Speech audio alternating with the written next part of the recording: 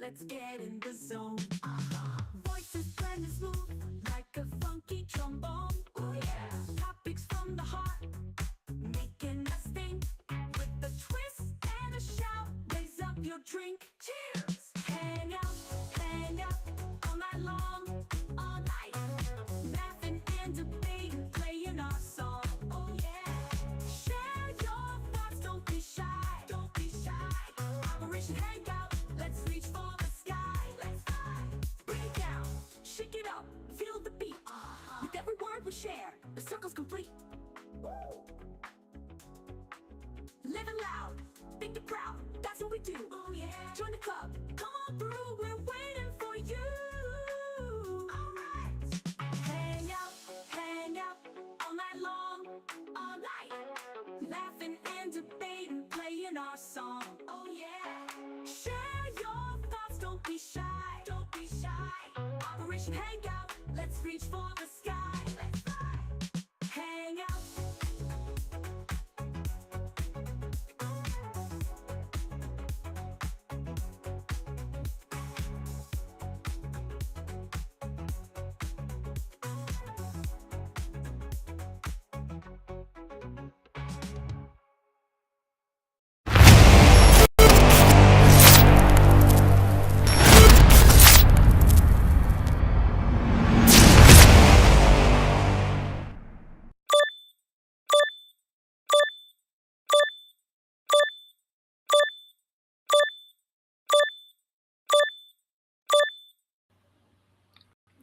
Good evening, everyone. Welcome to another edition of the Hangout here on the Sparta HQ Network. I'm Mr. Bennett, and I'll be subbing tonight. I know Peter had some engagements tonight, so again, as usual, we certainly man the fort for him.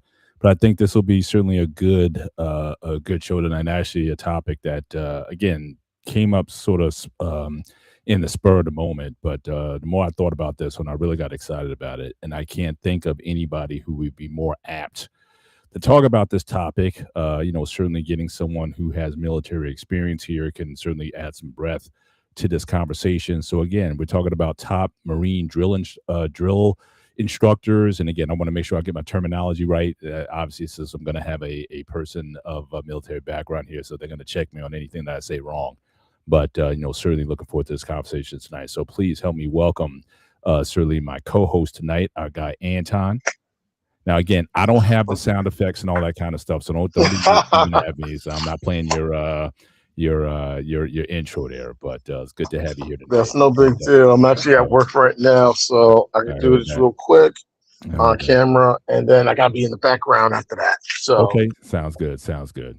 All right. So again, certainly when you guys come in tonight, make sure you hit the like button. Certainly appreciate it. Helps our algorithm very close to monetization, and you guys can be a big part of that. And again, in the chat tonight, the only thing we ask is just behave yourselves. I mean, so I'm not going to read through all this here, but just let's all like adults who are here to have fun and have a good conversation and dialogue tonight. So definitely looking forward to this conversation. But yeah, I mean, we're talking about again the top Marine drill instructors from film. Okay, so again, obviously, we're not talking about necessarily real life here, but this gets pretty close to it. So we took three, and someone literally asked me, "Are you going to be talking about Major Payne tonight?" It's like, no, we're not bringing Major Payne to the discussion. But three films which I really enjoyed. These are probably three of my favorite films. So you have Full Metal Jacket, which is arguably my favorite Vietnam film. I mean, you got Hamburger Hill and Platoon and Apocalypse Now and Deer Hunter. But something about Full Metal Jacket, since the first time I saw it, really, was impactful the first time that I watched it. So you got that film tonight. Then you have certainly Heartbreak Ridge, which is a bit of a gem. It's not maybe not as listed as high in those other films, especially around wartime films, but it's one of my favorite films, military films from the '80s. I know you got Top Gun and whatnot, and gave you a lot of bells and whistles, but I really appreciated Heartbreak Ridge, and so obviously we're going to talk about certainly Clint Eastwood's character from that one, and then arguably my favorite of the trio that we're going to be talking about tonight is An Officer and a Gentleman, which is certainly one of my favorite just military based films in general. And certainly you have certainly an Oscar winning performance by Louis Gossett Jr. Rest in peace to him, who just totally, I think, took everybody. I don't think anybody was necessarily expecting the impact it had in that film. And so we got these three. So we got Sergeant Hartman. In fact, let me just share my screen real quick, and we can kind of put these guys up as far as what we're talking about. Actually, it would help if I start my PowerPoint presentation. There we go. And move this. Sorry about that. I'm at work, so it's a motion sensor. Oh, you good? That's why. All right. So again, we're going to be comparing these guys here.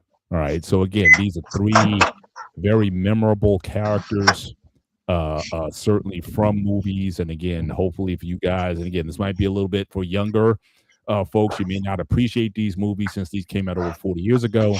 And so this is definitely a Gen X baby boom discussion tonight. But I would highly recommend to anyone, if you're a little bit younger, go back and watch these films. I think they're very good films that really, I think, pay a lot of respect to military life and the situations that were involved. And certainly these three performances really are, to me, they're like the Mount Rushmore of stand. I don't know who I would add in as a fourth, but certainly these guys really stand out as far as performance as, again, Marine drill instructors and just the role that they had in shaping, their soldiers and whatnot. Just before we get into this, first of all, Anton, have you seen each of these films? Do you remember? Did you have a crash course in these films here? I remember all three of these movies. I definitely remember them. And the thing about all three individuals in the movies, in their respective movies, they all take place in different aspects within the military, within basically military training. Like, absolutely. Let me just go through those now. Let's okay. just quickly just do a quick summary, just to kind of a tale of the tape, if you will, of certainly of these individuals. So you have Hartman. So again, this is actually during, again, Full Metal Jacket. This is in the middle of the Vietnam War. I don't think they gave you a specific year when this had taken place. It could have been in the late 60s, early 70s. I think it was late 60s. It took place sometime before the Tet Offensive. Right. Yeah, that was 60. Tet was 68. So it was around that time. But again, so you have, again, Hartman, who's played by, again, Lee Emery, who actually was a drill instructor. In fact, he was consultant on the film. But he saw just how the film was going down. He thought he could play the film himself. And from what I understand, he actually made a video of himself, who's basically barking up all the commandments. And he's having things like thrown at him, like baseballs and all kinds of things, just objects. But he never breaks character. And he gives that to the director, and he's kind of sold there, like, yeah, he needs to be the guy who does the film. So rather than the consultant, he's actually the guy. But just understand the class of the type of individual that he's dealing with. So we're in the thick of the war. We got over 500,000 troops in Vietnam at this time. Major casualties are starting to mount up. So this is, like I said, the real thick of it. And what I also appreciated about Full Metal Jacket is that it gave you a lot of the urban warfare that was also taking place in Vietnam at that time. So he's having to drill on individuals that come from all different types of backgrounds. So whether you come from the farm, smart, I mean, these aren't people highly recruited. These are just the grunts and the lowest of the lowest, at least according to him. And he's got to whip these guys into Marines.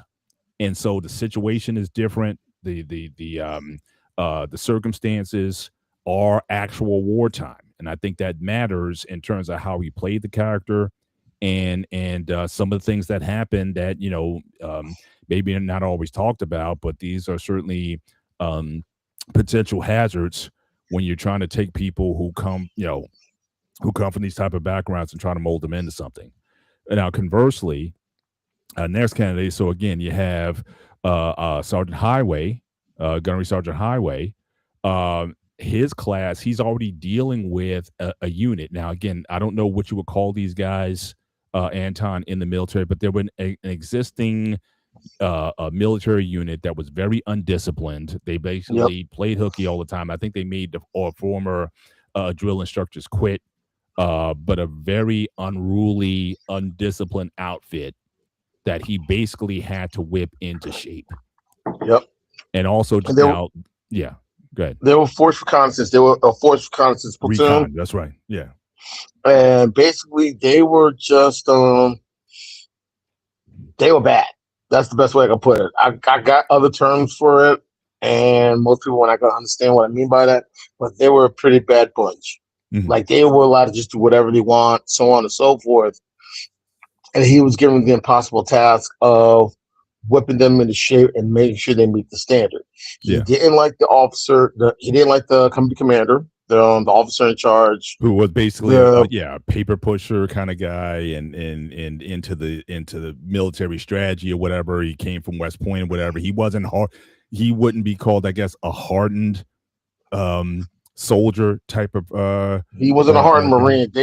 He feels like you pick a job to stay in the rear with the gear, and now you think you could lead this job. And remember, there's a part in the movie when he's all dressed in his dress blues. It's him and one of the other senior platoon sergeants, one of the senior NCOs. I think he was the first sergeant. Right. And they're buddies. They've known each other for a long time. Right. And he basically looked at him and said, "Damn, Highway, all you have to do is wear that one medal, and you don't have to worry about wearing the rest." And when he met is Gunnery Sergeant Highway is a recipient of the Medal of Honor. Yeah. That's the highest award for any service member to receive. Right. And what he meant by that part is, once you're awarded the Medal of Honor, officers salute you. At the same time, when you look at all the ribbons that Highway had in the movie, or as we like to call fruit salad, he didn't have to wear all that. Just because he was awarded the Medal of Honor, he could award just that one ribbon, and that's it. Right. And it can also, that's interesting you're saying that, because again, the one thing about Highway, he wasn't seen to give a lot of respect. Now, again, he did a lot of things on his own. I mean, I think he was coming towards the end of his career. Yep. And he had a breakup with his wife. I guess he was trying to get back together with her, which, spoilers here, he did at the end. But it was kind of come to an end. So he was getting into drunken, disorderly fights and everything. And he was kind of spiraling his career, knowing it was winding down. And the fact that the military had changed, where they, quite frankly, they didn't respect a lot of the hardened Vietnam guys. And this became an issue, in the film, that sort of disrespect there. That he was pushing up against. So he had to deal with that sort of the old guard versus the new guard kind of philosophy that was going on there. And also, just an interesting tidbit as well, I mean, Heartbreak Ridge was an actual battle. And it's also saying here now, I did a little look up on Heartbreak Ridge, the Battle of Heartbreak Ridge, prior to coming on. So like I said, it's real war, but it wasn't fought by the Marines. It was fought by, again, U.S. Army, 2nd Infantry, and French UN forces. They lost over 3,700 people, but they worked that into the plot. So apparently, Highway was in the Army before going to the Marines. Now, let me ask you this. Now, does that happen often, where someone's in a branch of a military and then switches over to another one? That happens. That is common. The only thing is, if you go from one particular branch to another, you really don't have to go through basic training anymore. You really don't have to go through basic training. Right. But with the Marines, if you come in from any other branch, Army, Navy, Air Force, Coast Guard, you have to go to boot camp. Mm-hmm. You have to go to either Parris Island or Camp Pendleton. Mm-hmm. That's a given. And then you get qualified and your job stats and everything else, and whatever you already had from your previous branch transfers over to the Marine Corps. Mm. So he's already one of those individuals that's seen a lot, done a lot. And this is one of the few movies that you really see that takes place post-Vietnam. Right. And that's very rare. You rarely see any military movies or military based movies that take place after Vietnam. The only other Mhm. movie I can think of that really comes to mind is First Blood. Yeah, yeah. And like I said, But so you certainly had movies in the '80s, like I said, Top Gun and whatnot, that were post-Vietnam situation. You had a lot of, I guess, conflicts. I would say in the '80s, you had Afghanistan. I think even Grenada. I think there might have been a situation. So yeah, you had conflicts, but no kind of full-out wars that were going on. We were still very much in the thick of the Cold War era. I remember stuff like Star Wars defense systems, and yep, so it was just. But it's just growing up in that time. I imagine what it's like for folks who grew up in the '60s, where again, if you were of coming of age, you could very well go, get drafted. But for us, it was always the fear, especially with the nuclear weapons and everything. So we talked about how there are always the drills that you had to go yep, through, and every movie from war games to whatever was always talking about mutually assured destruction and everything. So there was just a lot of that going on at that time. People were worried about not so much war, but like the end or the end time sort of deal because of the end of times, end of the days. yeah, exactly. So you had that going on, but again, so apparently Highway, he was in the army. He fought the Battle of Heartbreak Ridge, which won him that Medal of Honor. In fact, he fought basically. There was a line in the movie why him, I guess his friend and like his main guy, and also the place where he was staying, the wife ran sort of this bar and restaurant kind of place. Her Aggie Annie. husband, yeah, those three were like the last men standing Yeah, until relief came at Heartbreak Ridge. They were fighting folks man to man. yeah, It got that thick during that battle. So again, it wasn't an easy situation. Obviously, the way the Korean War ended, it was kind of fought to a standstill, and that's why you yeah. have the parallels. That's why you have North and South Korea today, and all that kind of goes with it. But it was, certainly, certainly it was a war of attrition.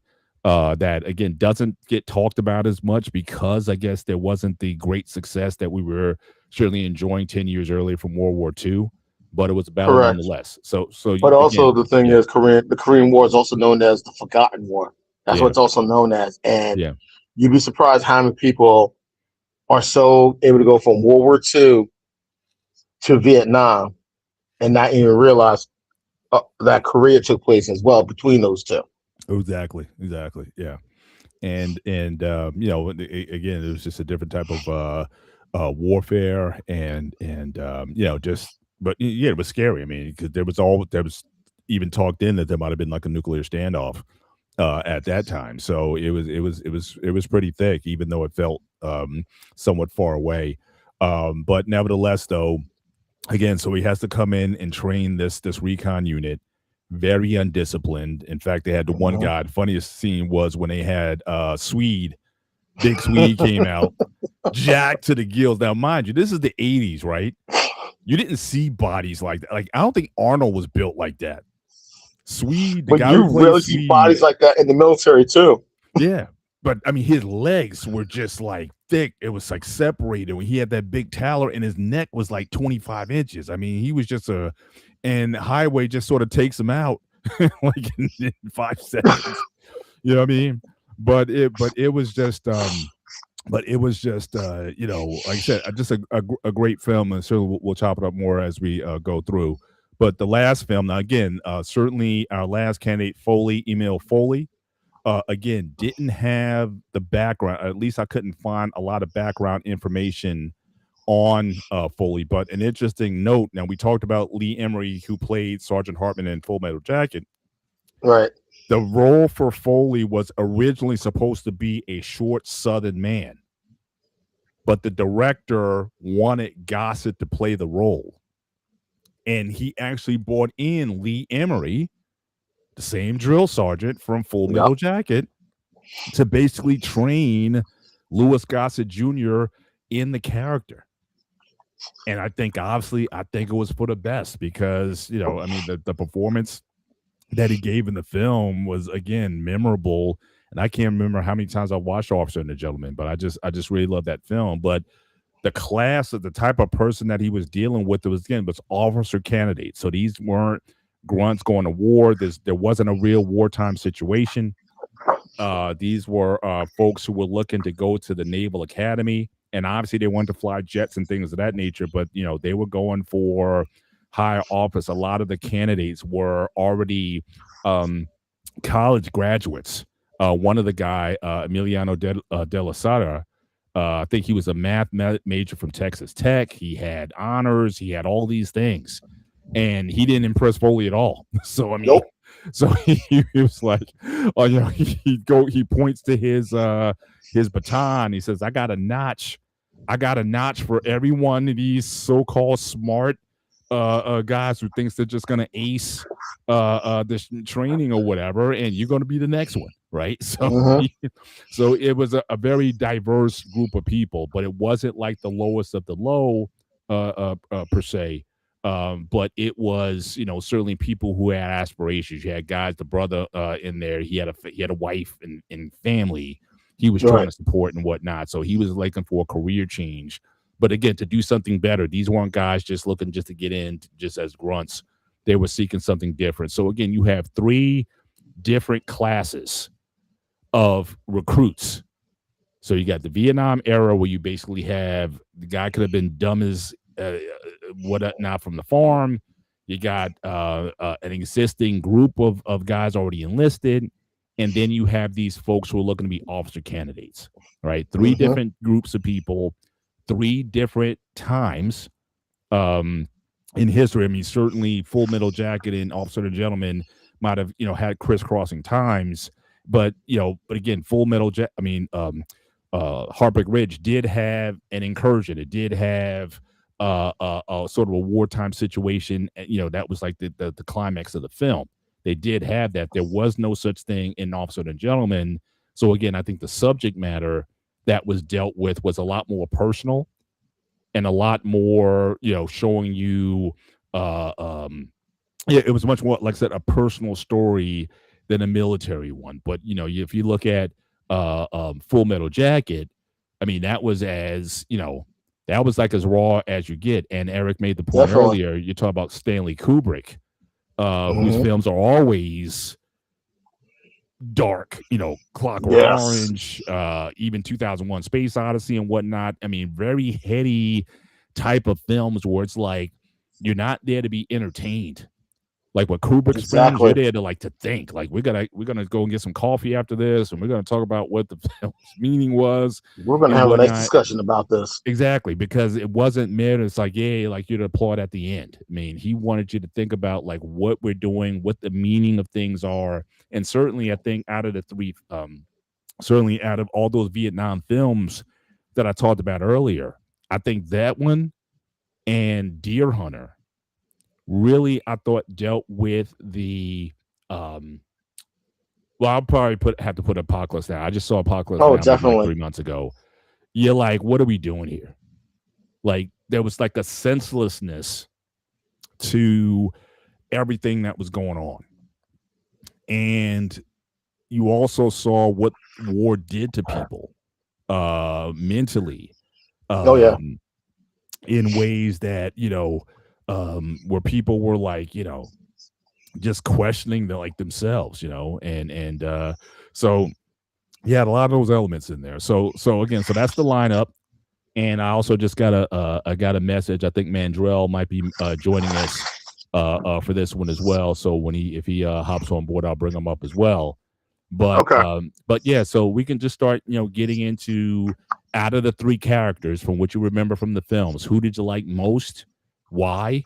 Which ones left the biggest impact on you? And yeah, so we can just talk about, and certainly those in the chat, out of those 3. And again, we can go to other films. There have been other platoon commanders and drill instructors and whatnot, but we wanted to kind of, narrow it to these 3. At least for me, these were the 3 most memorable. If you have one that you remember more fondly, you can certainly drop that in the chat. But talk about these 3, and what did you like about each one, or who's your favorite? Well, definitely everyone's always going to pick Arlie Emery from Full Metal Jacket because, respect to the gunny, he actually was a drill instructor. So he just took what he learned for his experience when he was a DI and brought it to the film. That's what gave it its authenticity. Mm-hmm. But the one movie I think that gets overlooked and underrated is definitely An Officer and a Gentleman. And respect to Louis Gossett Jr. for, bringing something to the role as Emil Foley. The reason why I respect that one even more, what's good, Mandrell? Hey, everyone. Hey, What's going on? Sir? Sounding good. All right. Yes, sir. One of the reasons I think I appreciate Officer and Gentleman, it shows the importance of the non-commissioned officer, the NCO. Why we're the backbone of the military. Why no matter what you want to do and accomplish, you have to go through them. And say it again. I said backbone. Now, hang on. Now, all right, we got to set some ground rules. Now, Mandrell, obviously, you respect to you being a military, former military officers, former Green Beret, and all that. We respect and appreciate you. I wasn't an officer. No, I work for a living. No. I'm just saying Anton is underselling it. The NCO is the reason why the military even exists. Okay. You left the officers. We don't. No, but I just that's what I'm saying. I'm saying we're the ones that do the work. All these guys are Marine drill instructors, and I know you have a way of taking shots at certain other branches of military and whatnot. So just SEALs. Fuck those guys, dude. I'm telling you, I'm telling you, man. There's something wrong there, man. Like it's like you look at him, you're like, "Jeez, Louise." You're like, yeah. What do you do again? You know what I'm saying? Oh, why are you guys? So I just wanted to level set that. I just wanted to level set that a little bit, but go, Anton. You can continue. You were talking about the importance of the NCO. Definitely officer. Crucial. Right. And Crucial. also, just one additional clarification. Now, again, people may be confused. Again, if you're not familiar. Now, I even was confused at this. Again, these were supposed to be naval aviators, right? Or at least that's what they were training to be, in addition to officers. But Foley is a Marine drill sergeant. And from what you were explaining to me is, even in that situation, they're going to be trained by a Marine, not a naval per se drill sergeant or all, so can you break that down a little bit also in terms of how that works? It usually in some areas you're going to have, like, basically people don't realize the Navy and the Marine Corps are always going to coincide with one another in whatever, whether it's in training, whether it's in combat, so on and so forth. They've been calling each other shellbacks and leathernecks since the days of the Revolution. Mm-hmm.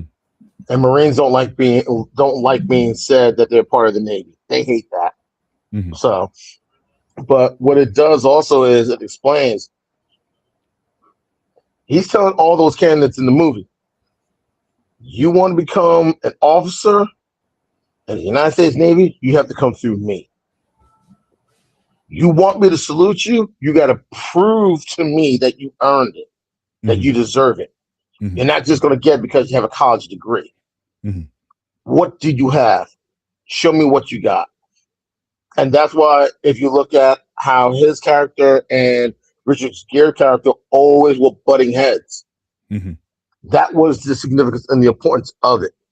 Mm-hmm. It was basically letting him know, you want to pass this course, you got to come through me. Mm-hmm. And let's see what you got. Mm-hmm. And that's just basically just how it is between those two branches. Like at the Naval Academy, when they graduate, you're either going to become an ensign in the Navy or a lieutenant in the Marine Corps. And when you look at the graduates at the Academy, when they graduate, those who are wearing all white are going into the Navy. Those you see wearing the black top with the black manila jackets with the white pants, they're going into the Marine Corps. Mm-hmm.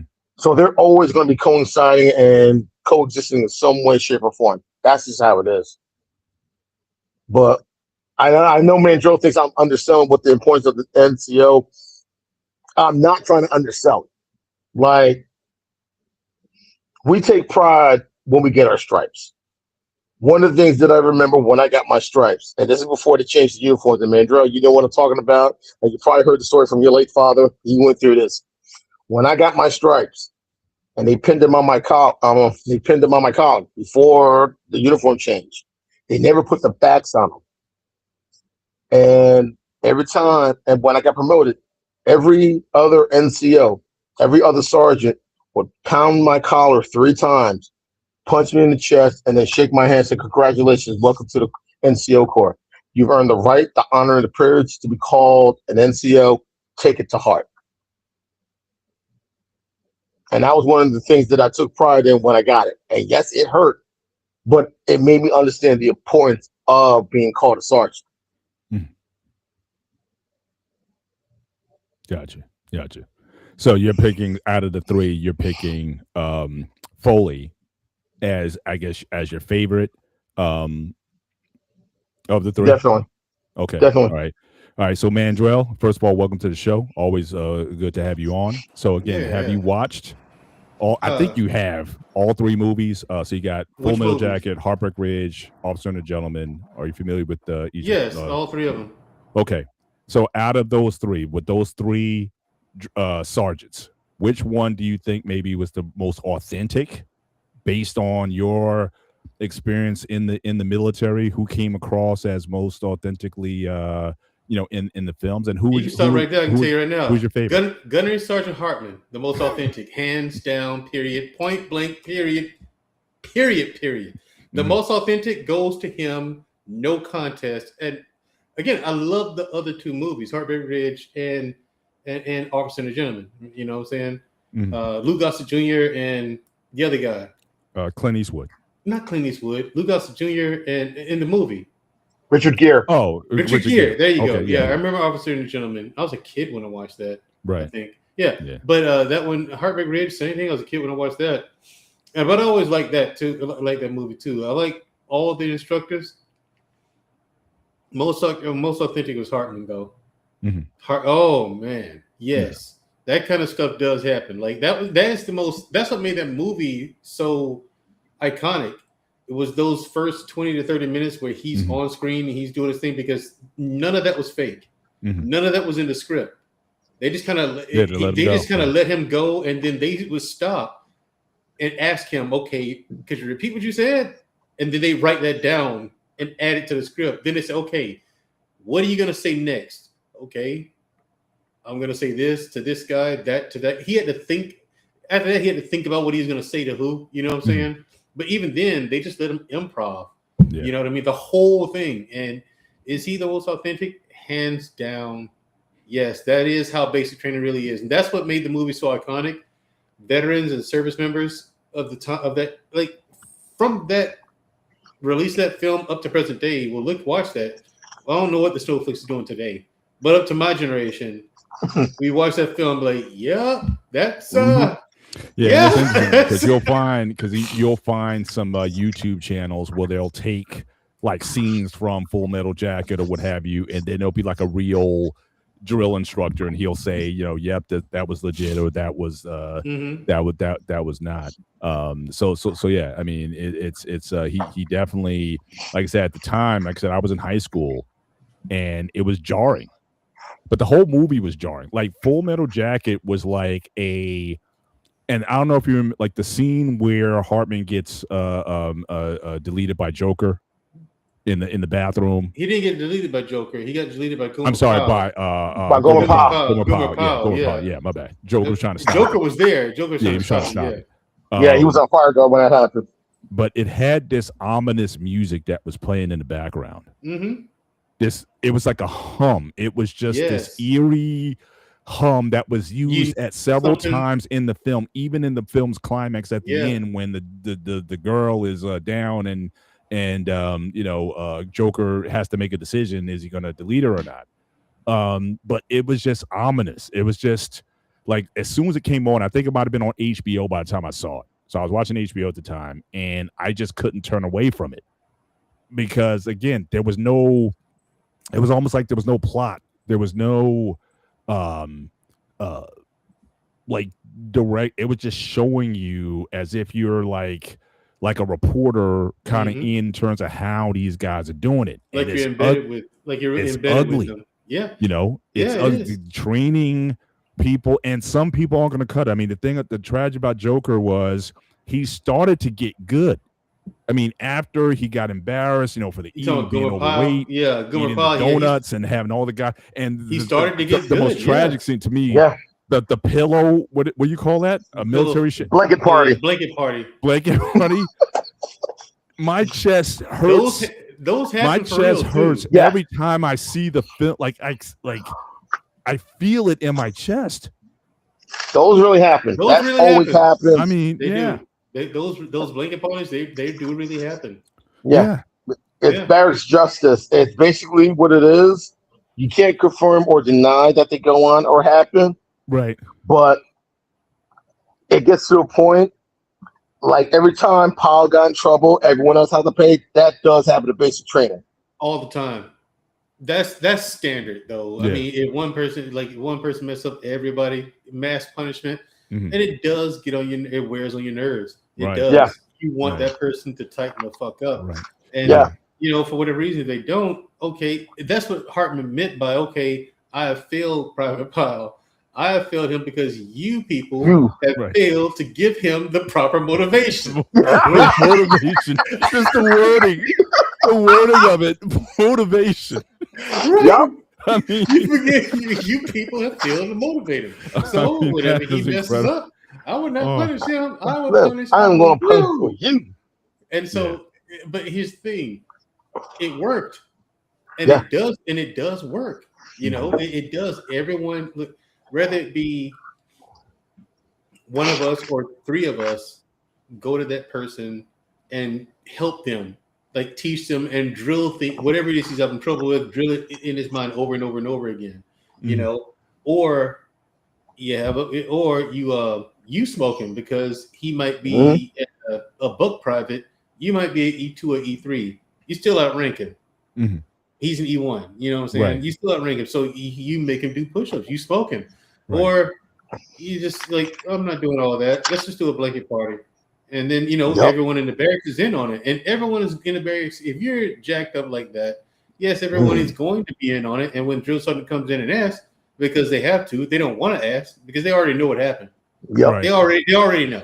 You know But what I'm it's saying? weird, but the thing after was the scene was he's crying, like they all leave and he's crying, but nobody comes in. No. You know what I mean? Like No. it's almost like the And you drill know sergeant know it, that he's getting that blanket party. Yes, he knows. Yeah.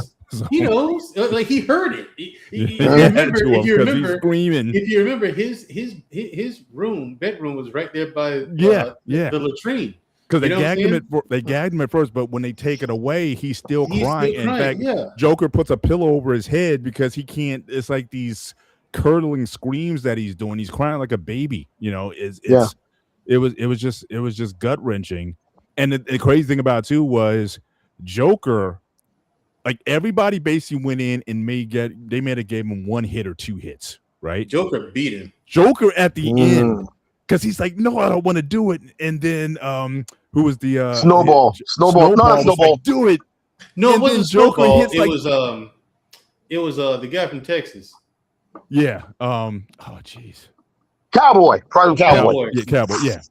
So Cowboy's like, go and do it. Then Joker hits him like 3-4 times.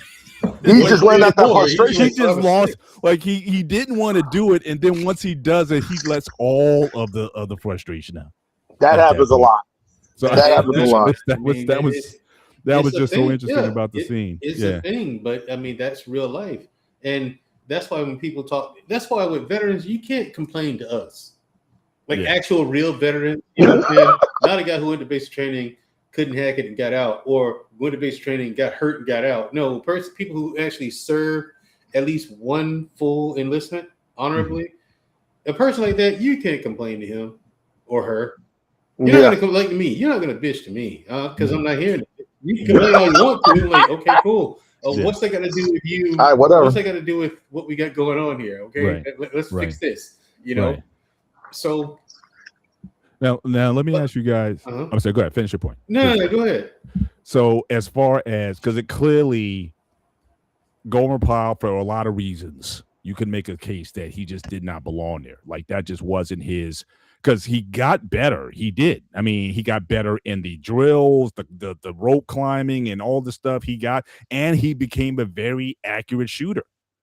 He got his stuff together. In fact, Hartman says, "You've been born again hard," you know, and he was the guy, but something snapped, and we all, as the watchers, we see this happening, but nobody stops it. Yeah, in that scenario, I'll tell you exactly what it is.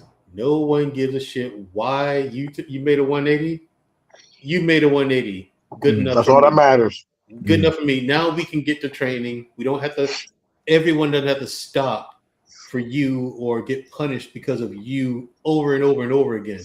It's different if it's you 1 or 2 times, then it's Andre, then it's me, then it's you.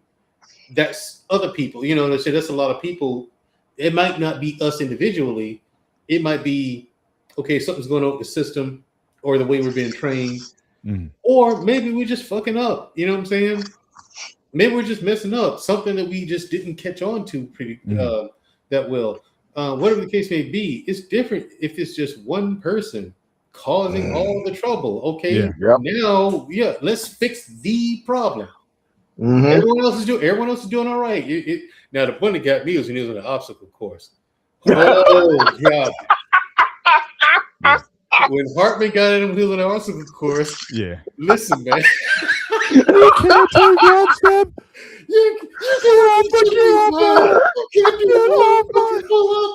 And then he's like, "Are you quitting on me? What are you? Quit." And Joker, like, he doesn't know what to say. It's like, that's the thing too. With Hartman, it was like you didn't know what to say. Either you agree or disagree, but he had something for you. Like no answer was the right one.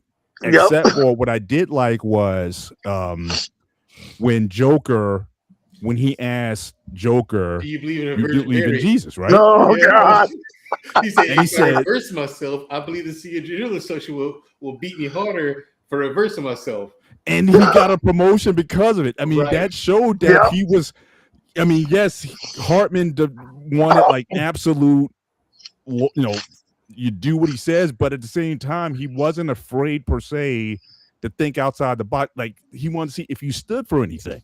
Yeah, that's what it is. Number one, Joker was honest. Yeah. Number one. Okay. Number two, he stood on what he said. That's hard. Yeah. Even though he stood in front of Hartman, who could stump a mud hole in him. Yeah. You know what I'm saying? He stood on what he believed in. And in real life, that's what they're looking for. Like if you want to get into special operations and you ever go through a psych eval, that's what they're looking for. Like they'll ask you, like, let's say, you meet this person and they have classified intel that you need to save millions to stop another 9/11 style attack, right? Yeah. But if you get this intel, he wants you to do gay acts with him. Would you do it? No. Wait a minute, Harris. So you're telling me this? Understand what I'm saying? They'll repeat the question. 9/11 style or level event, right? Attack in the U.S. You wouldn't do at least one thing? No. Hey, Billy, come in here. Like, they're calling people in the room. You know what I'm saying? This guy says that, to this question here, he wouldn't do it. He said, "Is that true?" "Yeah, it's true. I wouldn't." "You got the wrong man for the job. I'm not doing that. I'm not doing that." Like, and nobody, and he kept firing away, like picking fun of me almost, right? Not almost, they actually did. They started joking on this stuff and laughing. Yeah. And one guy's acting upset, like he's all patriotic for your country. This and the other, blah blah blah. Then why are you here? Why are you here then if you don't want to do what it takes for your country? Like he looked mad. I said, "Look, man, I want to do my bit for my country, but that's too much. I'm not doing that." So that's what if I said if you said no, you continue with this answer, you couldn't be a part of this. I guess I'm not a part of it. I'm not doing that. And when they finally saw that I wouldn't move, They finally said that move. Like, good job. Yeah. Congratulations on it. Like everybody like turned into a whole nother person. Like, good job, congratulations. Like, Yeah. okay, we're not fucking with Yeah, you I thought that- anymore. yeah. They're like, we're not fucking with you anymore, but we just need to see if you would stand on your convictions or would you waver or break. Because if you did change it, you're the guy who's gonna flake. Yeah. And we can't trust you. You know what I'm saying? That's the thing with Joker and Hartman. Okay, Joker stood on it. Even though he threatened him. Remember, he tossed the trash can. Private And they joke. slapped him too. Well, I don't believe I heard you correctly. Yeah. You know what I'm saying? Like, And then he says, I think you're full of, you know what? I think you make me want to vomit, and then back slaps him it too. slaps him. Yeah. He even went that far, and Joker stood on it, you know? And that's what actually impressed Hartman. Yeah. And he actually said so. He's stupid or whatever, but he's got guts, and guts is enough because he demoted what's that, Snowball? Private Snowball. He said, who's your? He said, Private Powell. Private Powell, who's your squad leader? Private Snowball. Snowball, sir. Private Snowball, front and center, sir. Sir. Private Snowball, you're fired. Private Powell, from now on, Joker's your squad leader, and you will bunk with him. Yeah. Like you said, he had a promotion. Yeah. He said, look, he's got guts. He said, and guts is enough. I remember in basic training, this one drill sergeant in my company, and my platoon slept in the bay his platoon worked out of, and he had 3 guys he would rotate as platoon leader. There were 3 guys, and he always rotated through those guys. Private so-and-so, get here. Private so-and-so, you're fired. So-and-so, you're hired. You're fired, you're hired, you're fired, you're rehired, you're refired, you're rehired. And he did that all through basic training. Through 3 guys. Yeah. Rotated that position amongst 3 guys. Right. All 3 of them had great skills, but they all messed up. Guess what? You're fired, you're hired. Plain and simple. Yeah. Some guys are like that. It really is up to the drill sergeant's discretion, but like to answer your question, like I said, I just made it quick. Look, we can forget the fluff. Hands down, like the most authentic was Gunnery Sergeant Hartman, man. Wow. Like I would say this probably the most the other member. I mean, there were so many that he had in the film, but probably I think the one scene that also had an impact on me, like I just remember it like it was yesterday, was when he's talking to so I guess they're about to practice shooting on the range. So he's got the guys together, and it's like, does anybody know who Lee Harvey Oswald was, or who I forget the first guy that they mentioned? Charles Whitman. Yeah. And it's just interesting that he's using these guys as model Marines. Now, again, whatever you think about the Kennedy situation, if it was 1 shooter, 2, whatever, we're not here to discuss that. But in the film, he discusses the fact that Oswald was obviously able to get off 3 shots, 2 hit. One of them was a headshot. Yeah. And then he just asked, what all these guys have in common? They all served in the Marine Corps. In the Marines. Marines take pride. Every Marine is a rifleman, and they take pride in that. Right. But he's basically using these guys who committed these horrible atrocities to say, we're going to show you this is what a good Marine can do. Even a guy who's off-wall like that, he doesn't use Medal of Honor recipients or people. He uses people, and at that time, these are still very somewhat recent events. You know what I mean? Yeah. The Kennedy thing, you talk about maybe 6 years after that happened. Probably I'm still very fresh on people's minds. The Whitman shootings, a lot of that stuff was still fresh, but he uses them. Basically says these guys were Marines. And it just goes to, it's like, and again, the Stanley Kubrick, he's basically saying, yeah, Marines can either turn you into a hero or a psychopath who goes out and commits atrocities or whatever. So it's almost like he's saying, like, is almost going to ask, like, is it worth it, or do you want this? But this is what the military ultimately does to you. Like the idea of taking away stripping you of certainly of your individuality, but then making you into something that is, you don't know if the person is, again, a psychopath or a hero. It's that line. I think, Mandrell, you might have talked about that in terms of like what the military is looking for, especially when you talk about the elite operations and certain personality traits that they're looking for. You got to be a little bit off, Yeah. and some of these guys get turned like all the way off, like what happened with Gomer Pyle at the end, and obviously what happened to, again, if you, again, we're going with the published story. I'm not entertaining any conspiracy theories tonight. That's not the purpose of the show, but the idea is that, these guys things can go left, and we even saw that in the film. Once basic training was over, once they're in the field, they go into the camp where they meet up with the other Marines, and then one guy, there's a dead Viet Cong soldier who's Yeah. next to him. Yeah. I want to introduce you to my friend. They had the Arab. Yeah. I mean, it's just like, and he's just sitting. I mean, it's just like these guys have been. But you want to know something? Turned. You want to know something? What's that?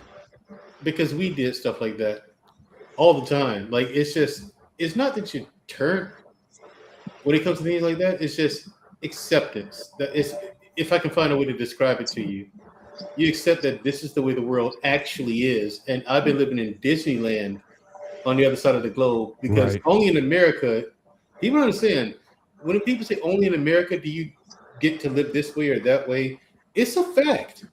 It is a fact that, I mean, only in America are we this you realize how sheltered you are and sequestered you are to the way the rest of the world works, and that's why they say travel broadens the mind, because you get to learn how other people see and observe and learn how other people live and exist. And once you're in war, you either adapt. That's why basic training was so, Hartman was on them, and they either adapted or they fell apart. And that's why basic training has to be that way, because if you're in combat or a combat zone, you have to adapt to that world and the way things work, or you and everyone else are going to die. Right. Now let me ask you guys this, because of, again, we talked about just before you got on, Mandrell, we saw, we kind of previewed, we kind of gave you the tail of the tape of each three of the officers and the situations that they were in. Of the three, only Hartman was actually preparing troops in wartime. Everybody else was kind of outside of that or near it. I know Heartbreak Ridge, they had the scene at the end. Interesting factoid, my daughter goes to that medical school. So that St. George Medical School in Grenada, that's where my daughter goes to school. When I first saw it, I was like, oh, is that because my niece on my wife's side, she graduated from there a couple of years ago. And I sent her a clip of the movie saying, "Hey, is that the medical school you went to?" And she's like, and she didn't know that was where the climax of the film was shot at. So again, but you had that at the end, but it wasn't wartime, and certainly for Foley, for an officer and gentleman, I mean, you might have had skirmishes here and there, but there wasn't like wartime. So do you think that the basic training changes or the mindset changes if there is like a wartime situation? And we, also you still had the draft then, people didn't just volunteer. These guys were drafted. Again, you talk about a different mindset than someone who decides that they want to enlist. And so does that also drive, in your view, how Hartman went out them and whatnot? Would it be any different if you take it out of wartime or out of a draft situation? And also when it comes to evaluation, because again, I don't know if somebody gave Gomer Pyle some sort of screening, I don't know if they would even let him in. They'd be like, look, you're not made for this. But again, this is when you had the draft, guys were sent to infantry, and they were looking for bodies. They didn't care your aptitudes or what have you. So talk about, from your perspectives, how the situation, whether it be wartime or not, and evaluation of potential recruits coming in, how that could be different versus the wartime situation that Hartman's outfit was training for? Well, let's see. From my perspective, you have to change during wartime, especially if you're a person who's been to war. That's why when I remember that debate was going on, and I've done a few podcasts where I had the debate about women being allowed in special operations or combat arms. I was like, okay, you want to allow them in combat arms? Fair enough, whatever, but you don't lower the standards. Why? Everyone's like, wait, why not? Why don't you give women a fair chance? No, there is no fair in this part. Okay. Exactly. There's no fair because war is not fair. There's nothing fair about war. Nothing. There either is or it isn't. Either you can hack it or you can't. I said, so whatever the standards are, keep them there. And if you get some hard charging females who can make it through all that, I say I salute. Continue training. Congratulations. Welcome. Mm-hmm. You make it through selection and you get selected. Congratulations. We select you. Now go keep training, right? With everyone else. You make it through the Q course, which is a qualification course. Congratulations. Welcome. Welcome. But you have to meet the same standard as all the men too. Mm-hmm. That standard should never change, ever. Right. It's too difficult of a job. It's too demanding. And everyone should at least be at that level. Mm-hmm. At least. You know what I'm saying? Yeah. Did you serve with any? No. Okay. That wasn't a thing when I was in. Mm. That didn't come until 2018, something like that. Okay. And then you're right. But then you understand, like women going to Ranger School. There's a woman who made the Ranger School. Now I heard what happened with that first one and all of the ones who came after her. The amount of help these chicks got, it's like, you didn't make it through Ranger School. They put you through. You know what I mean? Which is unfair to everyone else who's out there who trained their ass off before they got there, number one, and going through all that starvation and sleep deprivation too. Mm-hmm. So my thing is people complain about how difficult some of it is, but it has to be that difficult. The mindset has to be different during wartime. Now in peacetime, I say it should still be that difficult because you never know when you're going to go to war. You never know. You know what I mean? And when it's time to go. But is it possible though? I guess when it's a peacetime situation, because you have that, you don't have that urgency. I mean, you're sending. I mean, we had at the height, we had 500,000 troops in Vietnam at its height. So they were looking for anybody from. I didn't care your level of education, whatnot. I mean, in fact, back then, if you were college educated, a lot of those guys were trying to get deferments. So. Is it hard? I mean, we're saying, the training shouldn't change or the mentality shouldn't change whether it's wartime or not, but how practical or realistic that is when you know that, your chances of, especially, again, keep in mind, you enlisted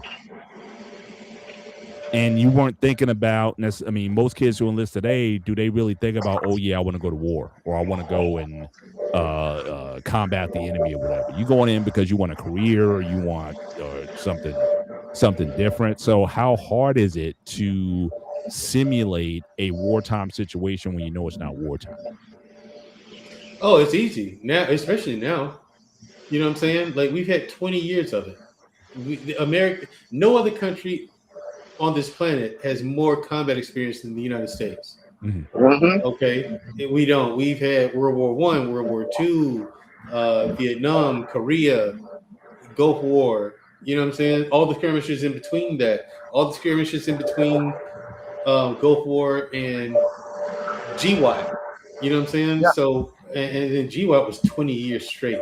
Mm-hmm. So, I mean, it's not hard to take some of those scenarios, recreate them, and train people, you know what I'm saying, to handle that. Mm. So, yeah, I mean, like, you'd be amazed at how resilient and how much money goes into it. Oh, my God, dude. Like, just creating the shoot houses, like what Delta Force has. Delta Force has, like, 10 different shoot houses. It's when you go in there and listen. And then even us, shoot houses we had, you know what I'm saying? And how chaotic they make it, like how realistic it is. Mm-hmm. You're going in there and, okay, there's loud fucking music going on. There's strobe lights going. There's strobe lights flashing in your faces. There's chickens flying everywhere, all over the fucking place. Dust and debris. Yes, chickens, real ones. You know, the amount of money that goes into simulating like these scenarios, like, you'd be amazed. You know, you'd be absolutely astonished. I was. You know, just looking at how much goes into this, like what we're doing and what we're using. I'm like, I wonder how much money goes into this. You know what I'm saying? So now today, when I hear the budget for defense is $1 trillion a year, I'm not surprised. Me You know, neither. I just wish it went to the right places. Like instead of Boeing and Lockheed Martin, you're paying them hundreds of billions of dollars to produce nothing. When I think that we should be pouring that money into DARPA and increasing the salary for soldiers, airmen, Marines, sailors. You know what I'm saying? Increasing their salaries and making it worth our while. Now the guys Right. signing up now, some of them are signing up to go to war. But the reason why you hear all the backlash about this war with Iran is because it's an unjust war. 9/11, we were fooled. There was a reason to go into Afghanistan. Right. There's a Right. reason to go to war. You know what the enemy doesn't understand is when you do something like they did in 9/11, stuff like that galvanizes people and unites them. You know, you're not breaking America apart by just attacking and killing a whole bunch of citizens who had nothing to do with whatever it is you're pissed off about. Right. You know, you're just bringing us closer together. Mhm. So even as divided as we are now, if a big thing like that ever happened today, we would unite again. Mhm. You know what I'm saying? I mean, we would unite again, and then you have something on your hands. Like you don't like you might hit. I'll say this about America because it's two big scenarios where I could say that this has happened for sure. One was Mogadishu in the 90s with the Rangers and Delta Force. Like you know the story of Black Hawk Down. Yeah. Okay, now the movie looks like makes it look like we lost. We didn't. You know, we were in a very bad situation, and that's a good example. Like I told you before, that's a good example of how combat can get. You know what I'm saying? It's that chaotic. Everything's going to shit. It seems like it, but you know, the kill ratio was for every one of ours. Like 42 of those got killed. Right. They got annihilated. But and even with that, the fact that they made us fight so hard and we lost so many people, we were out for blood that next day. And from the remaining time that we were there. Like America wanted to you had got some Delta and some Rangers flying those Black Hawks the next day low on purpose, begging and praying for someone to shoot at them. Right. We wanted blood, like they wanted to annihilate the entire city. You know what I'm saying? Gotcha. Like, and so there's 9/11. That's one example. So 9/11, you struck us that way. Okay, we went to war with your country for 20 years. Yep. You had to deal with us for 20 years. 2 decades you had to deal with us over that. So you might smack America, but that get back is going to be something else. Gotcha. You know what I'm saying? So, Yeah. but yeah, wartime, dude, it's not a joke. It's Yeah, not I a hear you. game. And so the mentality, you want to join for a career or whatever, I want a career in the military. If you don't want to go to war, I don't understand why you're signing up. Mhm. Well, that's partly how they promote it, though. I mean, you can't. You're running these ads talking about, yeah, you'll get a certain amount of money to go to college with. You have the college fund, or you'll be. Now they're recruiting gamers.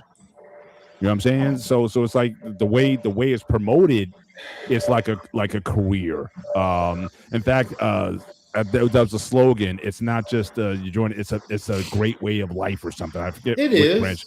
So I'm just saying. So the way they marketed it was not in a war in the 70s when you had those be all you can be commercials. You had guys jumping out of helicopters and stuff, and like combat ready stuff. Yeah, but then the commercials came like cartoons, the Marines commercials, right? You had the guy on a white horse, like on a chessboard, and he, defeats the king. I remember that. Bows his head. That. He throws his sword in the air. Lightning comes, he strikes like Thor, and then it comes like I remember that. So again, the way they made it. Guy too. Yeah, They and actually you had get, interviews with that Marine too. yeah, but you Yeah. have to though. You have to make it appealing to people. Like But I'm just studying for saying, college. but I'm just saying to your question about if a person comes and says, yeah, I want a career. It's like, Okay. well, why do you want a career? But you promoted it as a career. That's Well, what you told me. That's what, in fact, right. if we go now, when recruiters were allowed to come to high school campuses back in the day, and even in college campuses, they sold it to you as a career. And here's the thing. I want to be clear. It is a career. It really is. And a damn good one at that. It really is. It's one of those. Like to me, it's a hack for life. Mm. It is. Because it really is a career that is. It's what you make it. It really is it really is all of you. Accountability is everything, in the military. Yeah, So it really is what you make of it, gotcha. because you get money for college. You do. They didn't lie. You get to travel to see the world. You do. They didn't lie, you know. But what I mean by that is, okay, you got people who say they join and they go to like JAG to be a lawyer. Okay. But then you got some people who are afraid to deploy. Wait, why are you afraid to deploy? You're in the military. What are you talking about? They're just trying to get out of deployments. Like I said, JAG is just one example, but you got people who are in aviation. Well, what the fuck you think you're gonna do? You're in aviation. You're an aircraft mechanic. Well, that's what I love. Well, I love Foley. It's like, well, before you take what we give it to United Airlines. You gotta go through me. Right. It's like, why are you trying to get out of deployment? What are you talking about? You know what I'm saying? No, he was no joke there. But let's turn it back to the combo. I want to finish up with Hartman. So obviously, it didn't end well for Hartman. From your experience, how often does that happen where a recruit flips out and either attacks or even in some cases maybe even take out a drill instructor or senior officer or something like that? Is that a often occurrence, or that's very few, or that you don't know of? Where again, you have like the Gomer Pyle who just loses it and just either attacks or but takes that doesn't mean you're going to win. Well, here's the thing. It's something that's so rare that you're pretty safe to say it never happens. Mhm. Like it is that rare of an occasion that a recruit does that. Right. That's ridiculous. You know what I'm saying? Now, what you do get a lot in basic training is people running away, which I say like I don't understand that either because where are you going? Mhm. You know what I'm saying? They And got your now information. They know where you live. right, they know where you live and everything. Like they know your relatives and all that. Like now you got a dishonorable discharge, which is kind of the same as having a felony on your record. Not kind of, it is. It is. You get no help from government, like getting loan. Like, dude, it's like having a felony. Yeah. It really is having a dishonorable discharge. Right. Yeah. It can ruin your life, you Right. know? And so I just didn't. You get silly stuff like that. There are some people who try to kill themselves, which again was stupid. You know what I'm saying? Ugh. Yeah. But you don't get people. You might get someone try to swing on a drill sergeant and immediately regret it. Yep. For obvious reasons, they immediately like my favorite drill sergeant. My favorite NCOs are the ones who don't do paperwork. They school you in that way. Right. Yep. Oh, you want to Now, test? let me ask you guys this: have you ever seen? Because this goes to officer and the gentleman. So again, best scene, Foley and Greer's character, they have it out. Let's go. We ain't here to talk.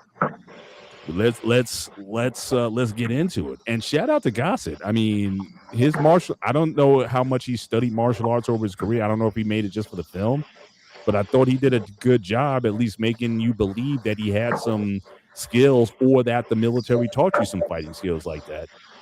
So they have the iconic scene. Have you ever seen a drill? If it comes down to, okay, you challenge my authority, we gotta duke this out. Have you ever seen a drill sergeant lose? No. Okay. Let's just say. You understand? By that time, he knows that. By the time he's a drill sergeant, I mean, why would you be a drill sergeant at E5? I don't know, but normally they're about E6 and up. Mhm. You know what I'm saying? They're either Most E6 or of these E7. systems. They've got at least 10 years experience in the Right. military, somewhere between 8 and 10 years minimum. You know, eight and 10 years experience. Yeah, they're ready for that. You know, you're off the street. Yeah. You know what I'm saying? You're off the street. They're ready for that. This Mhm. guy's been in the gym 8 to 10 years Yeah. consistently. Yeah. You know what I'm saying? So, like, bro, and then, bro, what are you gonna do? He's taking karate classes. He's in the boxing gym, Yeah. and it's all free. Brazilian jiu-jitsu is free. Right. Right. You know what I'm saying? Like we would do that in special forces. We would do that all the time for Mhm. competitors. Brazilian jiu-jitsu. Right. You know. So, like, say if I went on to be a drill sergeant, you tried me. Okay, dude. Yeah. No, don't do it to yourself. Yeah, but you've been fighting since you've been what, 6? Exactly. So you're not. Exactly. It's like, You came. See, that's why I was now. See, I would be interested to see how you would fare. Now, again, you've had all this boxing training, all this martial arts training you've had over the years, and let's say you didn't go into the military, and let's say if you do get into it with an officer, you don't think you could take him out? I mean, that's different. You know what I'm saying? You got a guy here, but can I take him out? Well, beat him. I mean, like I said, if beat you him? guys get into it, and if it's like, okay, Oh, you know, yeah, but if you're talking one-on-one. about you're talking about someone with as much experience as I had when I got in, yeah, I'd have a good chance. Yeah. But I mean, you know, I don't know what the other drill sergeant's gonna do.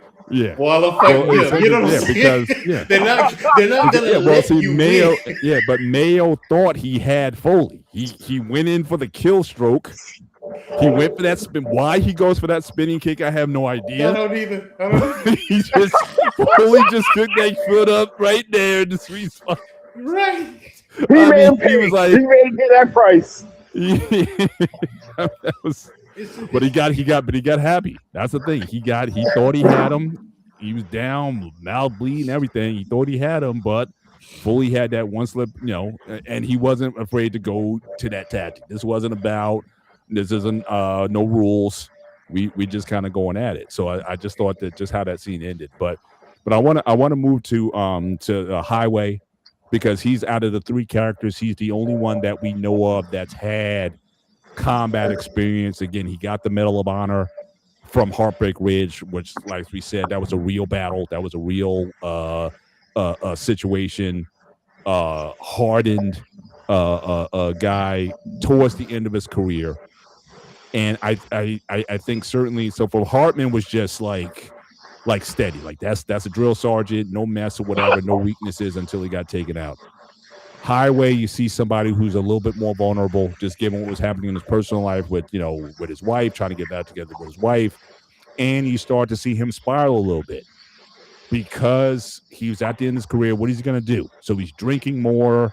He's getting locked up and stuff, and he's been jailed multiple times. It's like everyone goes to, yeah, but you can't put him in jail. He's a Medal of Honor winner, and but everyone's just getting tired of him. So it's like he's at a point in his life where he needs something to invest in, to put his energies in. So he gets this outfit of misfits.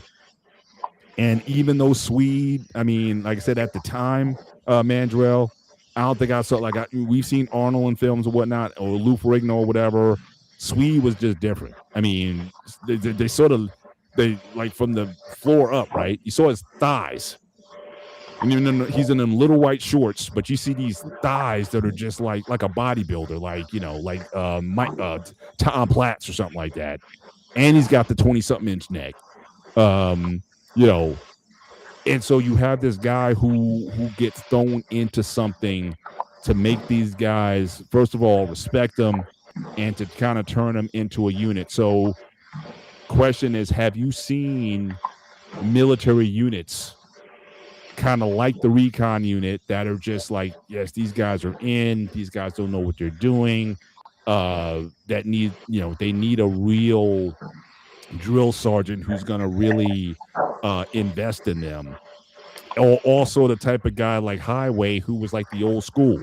This is a war-hardened Korean War, Vietnam War veteran going up against this brass that has done nothing. These are sort of, officers with their, strategy, going to strategy meetings and whatnot, or learning about war theory, but never really fought anybody.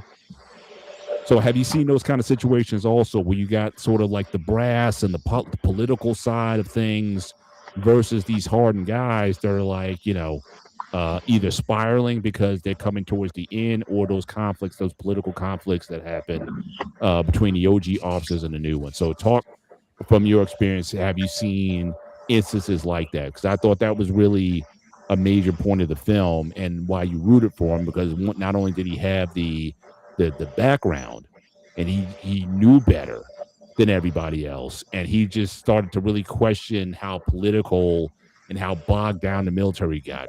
One of my favorite scenes is the one where they meet one of the senior commanders, and he's asking around because I think they did a drill, right? They were always doing these drills and they had to be ready. And then they all assemble, and then the guy goes around asking how's things going, and basically Highway says it's a cluster. I won't say it, but it's a cluster muck, right? Yeah. And it says like you got guys filling out paperwork for stuff they should already have. Like, why is it that you got to fill out a form to get basic gear, basic binoculars, or whatever it is? So your experiences with that, the military just being political and just not giving officers or putting their men in the best positions to be successful. So talk about that. Okay. One thing is, you're in special forces, right? You're expecting everything to be top notch. You're expecting everything, to have the big budgets and stuff like that. But there's times where you don't go to the range because you don't have any ammo. Where's the money? Well, we got to fill out paper. Yeah, you got to fill out. Wait, why do I have to ask you for that? It's wartime. Yeah. Just fucking send it. We're at the range 1 week out of the month. Like every month for a whole week, this is what we're doing. Everybody knows it. Why are we asking? Okay, let's just go get it. Oh, no, you can't do that. Fuck that. We got to the point we just, like the eggheads, yeah. People with these Ivy League educations and all that stuff but don't know shit because they've never been through it. You're not even in the military. What are you talking about? You're gonna tell me, well, we think the enemy, I don't give a shit what you think. They get humbled real quick. Yep. And then it gets to the point where it's like, get these people away from me. I don't want to have anything to do with them. They're going to get us all killed. You know what I'm saying? Yeah. Well, you have to work with them. Sit there, shut the fuck up. That's what you do. If I need you, I will So we use them to ask for things that we needed. You know what I'm saying? Yeah, you do that. The strategy, no. You're an idiot. Now, as far as units that need like that, showing to pay attention to them and give them the extra effort, Navy SEALs. All of them.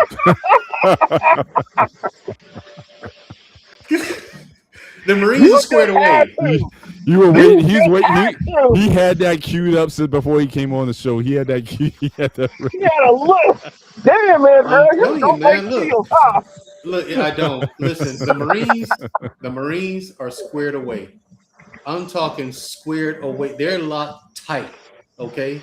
They know what they're doing. They're motivated. They're ready. They're competent, right? Same thing with the Rangers. Right. Ready, motivated, competent, capable. All that. The Marines, yes. Rangers, yes. SEALs, no, I'd rather not. Here's the thing. I could see, Mr. Bennett, I could see if there was no evidence. There's loads and loads and loads of failed missions to go by. It's like I say, if it's a maritime mission, something on water, SEALs all day. Please send the SEALs. Go do that. Anything on land? No. Absolutely not. We got a team of SEALs. Nah, we'll do it. We'll take care of it. Did you say you need a backup? Yeah, did I? Did we say that? I don't remember saying that. See, it would get silly to that point. You know what I'm saying? When you had people doing that, saying, I don't remember saying I need a backup, or help or anything. By the way, that outfit of Marines, are they still at Firebase? What's his next? You know what I'm saying? So yeah. it's the Marines. It's not just me. It's not just me, but if there's any unit that needs that, it's the SEALs. Like they on land warfare. Oh no, good lord! Right. They and it's not necessarily their fault. They're just not trained for it. You know, so because that's not their bread and butter.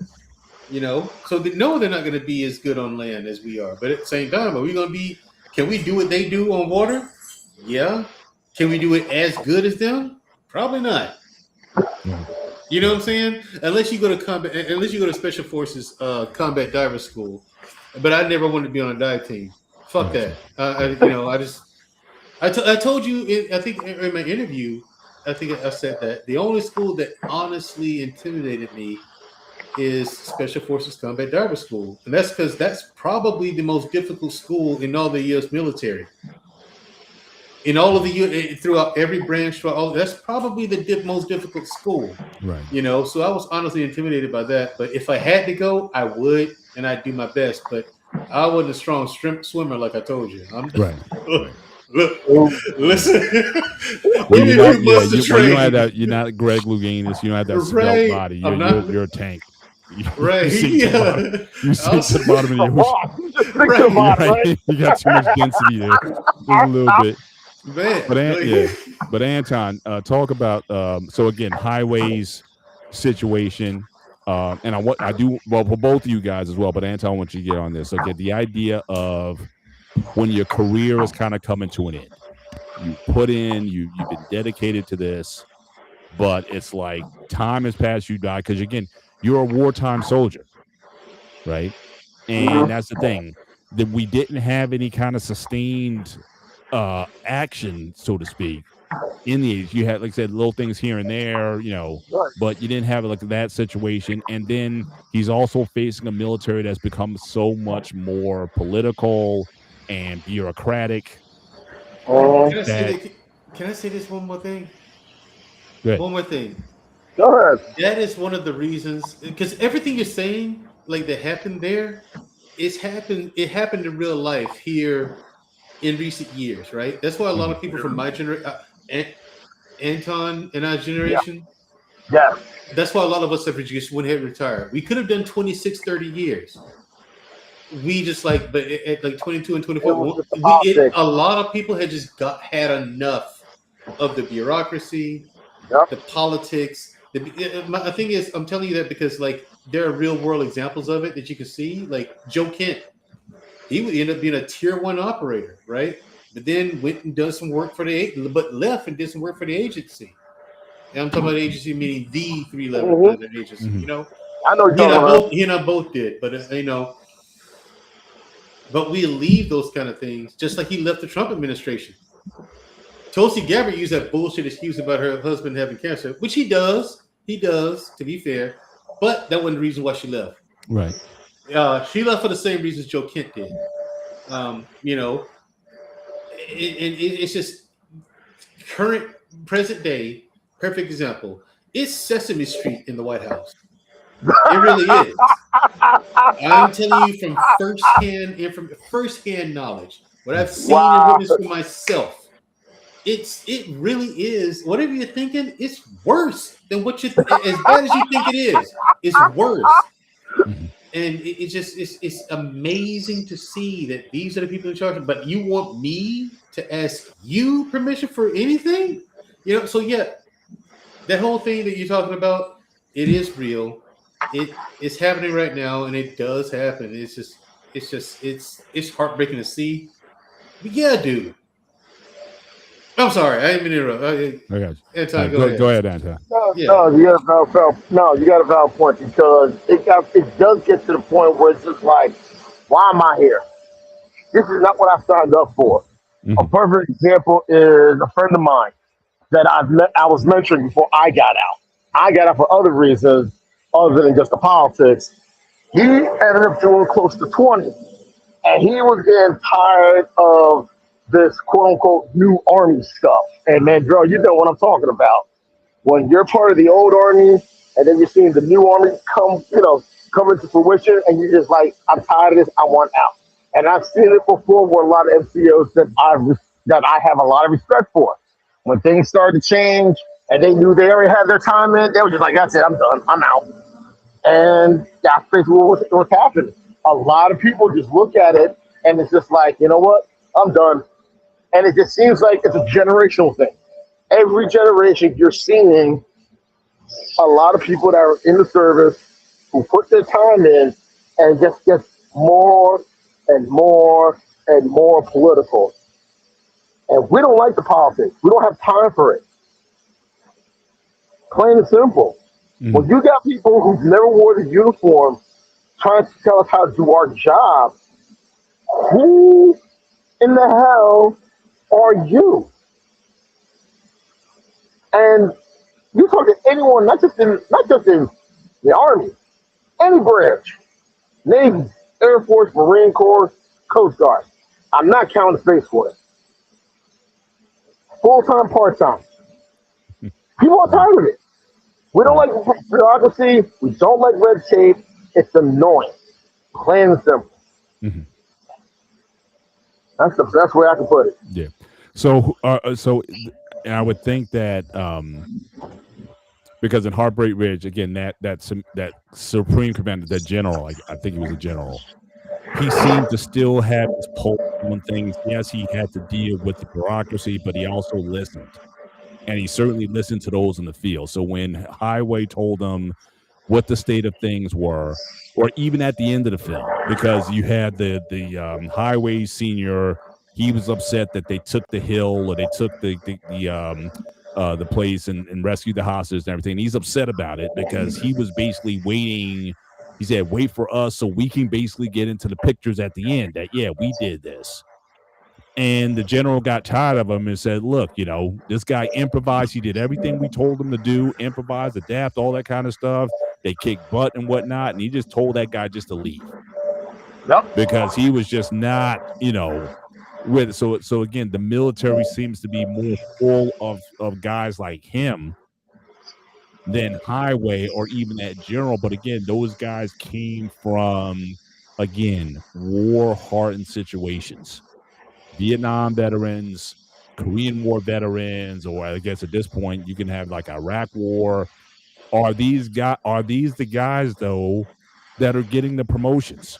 Are these the guys who've been in the theater of war or combat or these operations, who know what they're doing?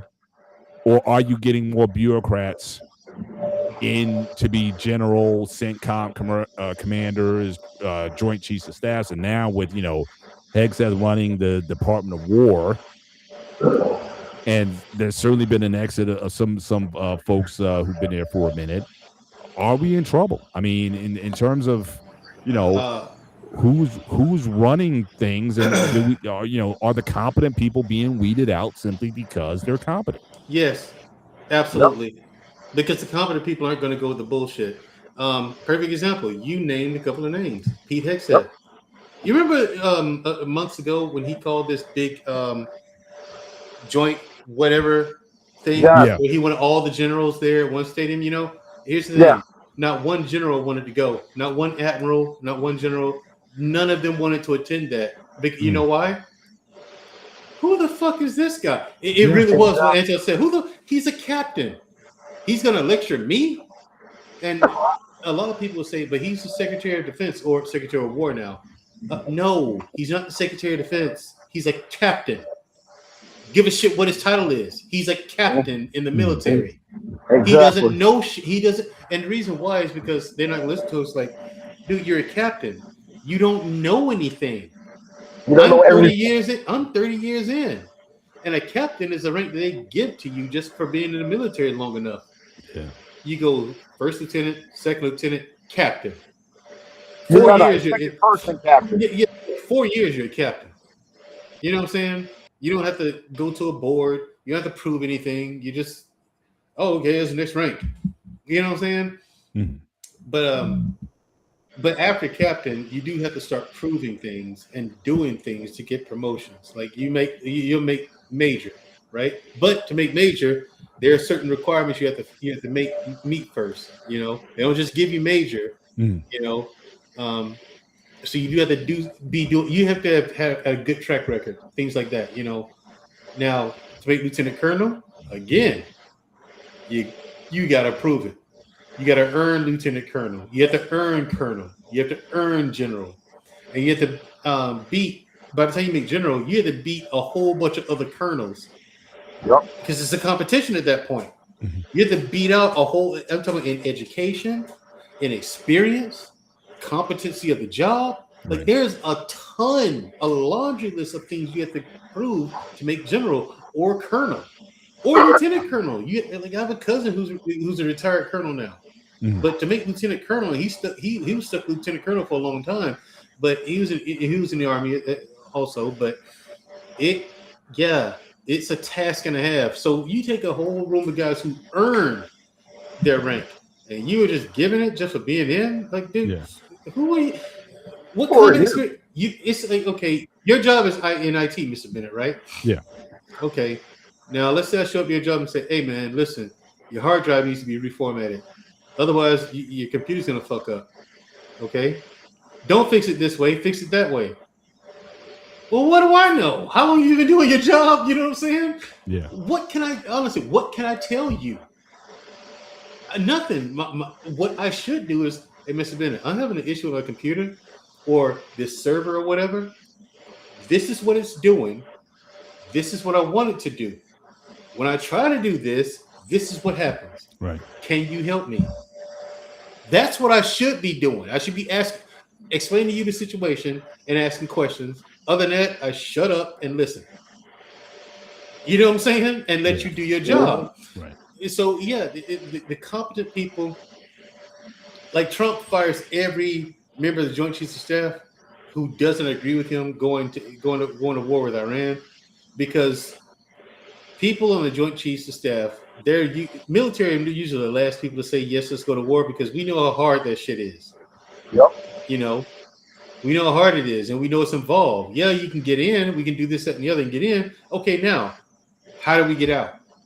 And you don't mobilize. You don't even mobilize troops before you decide that. Right. You have an infill, you have an exfil. You have What is that infill. strategy? Yeah. You have infill, mission on site, and exfil. You do not mobilize anyone until you figure that out. You don't just mobilize. Oh, we'll figure it out eventually. No. But people say, but that's the way the bureaucratic nonsense goes. Right. Just get this task done. Okay, Right. how do we get out? We'll figure it out later. No, and No. everyone's telling you no. That's not how it works. Right. Yeah. Which is and that's probably, just getting back to the topic, that's probably why I would pick Highway as my favorite of the three. And we're gonna get certainly the last part of the show dealing with Foley and certainly his background. But I think he had the toughest task in that, again, you're talking about trying to stay relevant in a world that's changing, right? Coming from that hardened background and dealing with that idea that nobody really wants you. In fact, the reason why they gave him that unit was like just give him something to do. Like, these guys, they're not going to do anything anyway. So just put him on ice until his last day or whatever and be done with him. They didn't expect, like, there was a scene in the movie where I guess that the general, his superior, they basically wanted his unit to be training fodder for his. They said, look, you guys are going to be our test dummy, so to speak.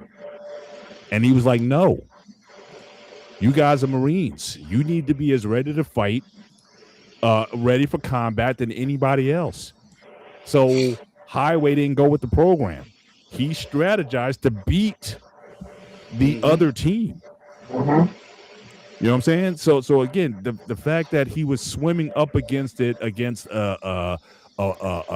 administration that didn't want him, thought he was basically a relic. But the whole point of the movie is just like, yeah, he's still relevant. You don't take all that experience and just throw it in the trash. No, you don't. But unfortunately, that's what's happening Yep. in a lot of different situations. It's like, we're discarding. I get it. We're in this information age. I get it. You can watch YouTube and learn how to do certain things. I get that. But I think we're losing across the board when you just want to throw out all the wisdom that has been accumulated over time. Perfect example. President Trump and his Secret Service. When Trump first got in there, he fired all the Secret Service that's detailed to guard the president, right? He moved. He didn't fire them whether they don't have a job, but he retasked them. He wanted them fired. Yeah, he wanted them fired. But the head of Secret Service just reassigned them somewhere else, right? To keep them from being fired. He brought in fresh blood, brand new people who didn't have experience, people who, fresh out of the academy and all that, right? And look at what happens. Oh my God! Wait, several assassination attempts. A couple of them actually almost succeeded. Wait, that's because the experienced people, the people who know what to look for, they've been doing it for so long. You never would have gotten anywhere near the president close enough with a weapon. You know what I mean? They already know what to do. But Trump, in his infinite wisdom, got rid of all the guys with the experience because, like you said, oh, he's a relic. They're too old. No, they know what they're doing. Exactly. Their job now is to manage. Okay. Wait, hold up. You go there. You go there. Stay at this post. If you see this, that, and the other, do this. You see that, and the other, do this. If this happens, you do. You know what I'm saying? Like you're in your training, he's telling you, and the way they train is totally different. From this new age stuff. This new age stuff is ridiculous. Wait, hold up, Mandrell. Go ahead. You tell me 47 is being protected by FNGs? Yes. Damn. Per his request too. What? Yeah, he demanded it. He demanded it be all new people. I think I'm ever hearing something about that because one of those senior ups that got reassigned is someone that went to that I know from my high school. And let's just say someone else I know told me about that. Mm-hmm. And I was like, you got to be kidding me. And he was like, no, seriously, he got reassigned. And I was just like, no way. Yep.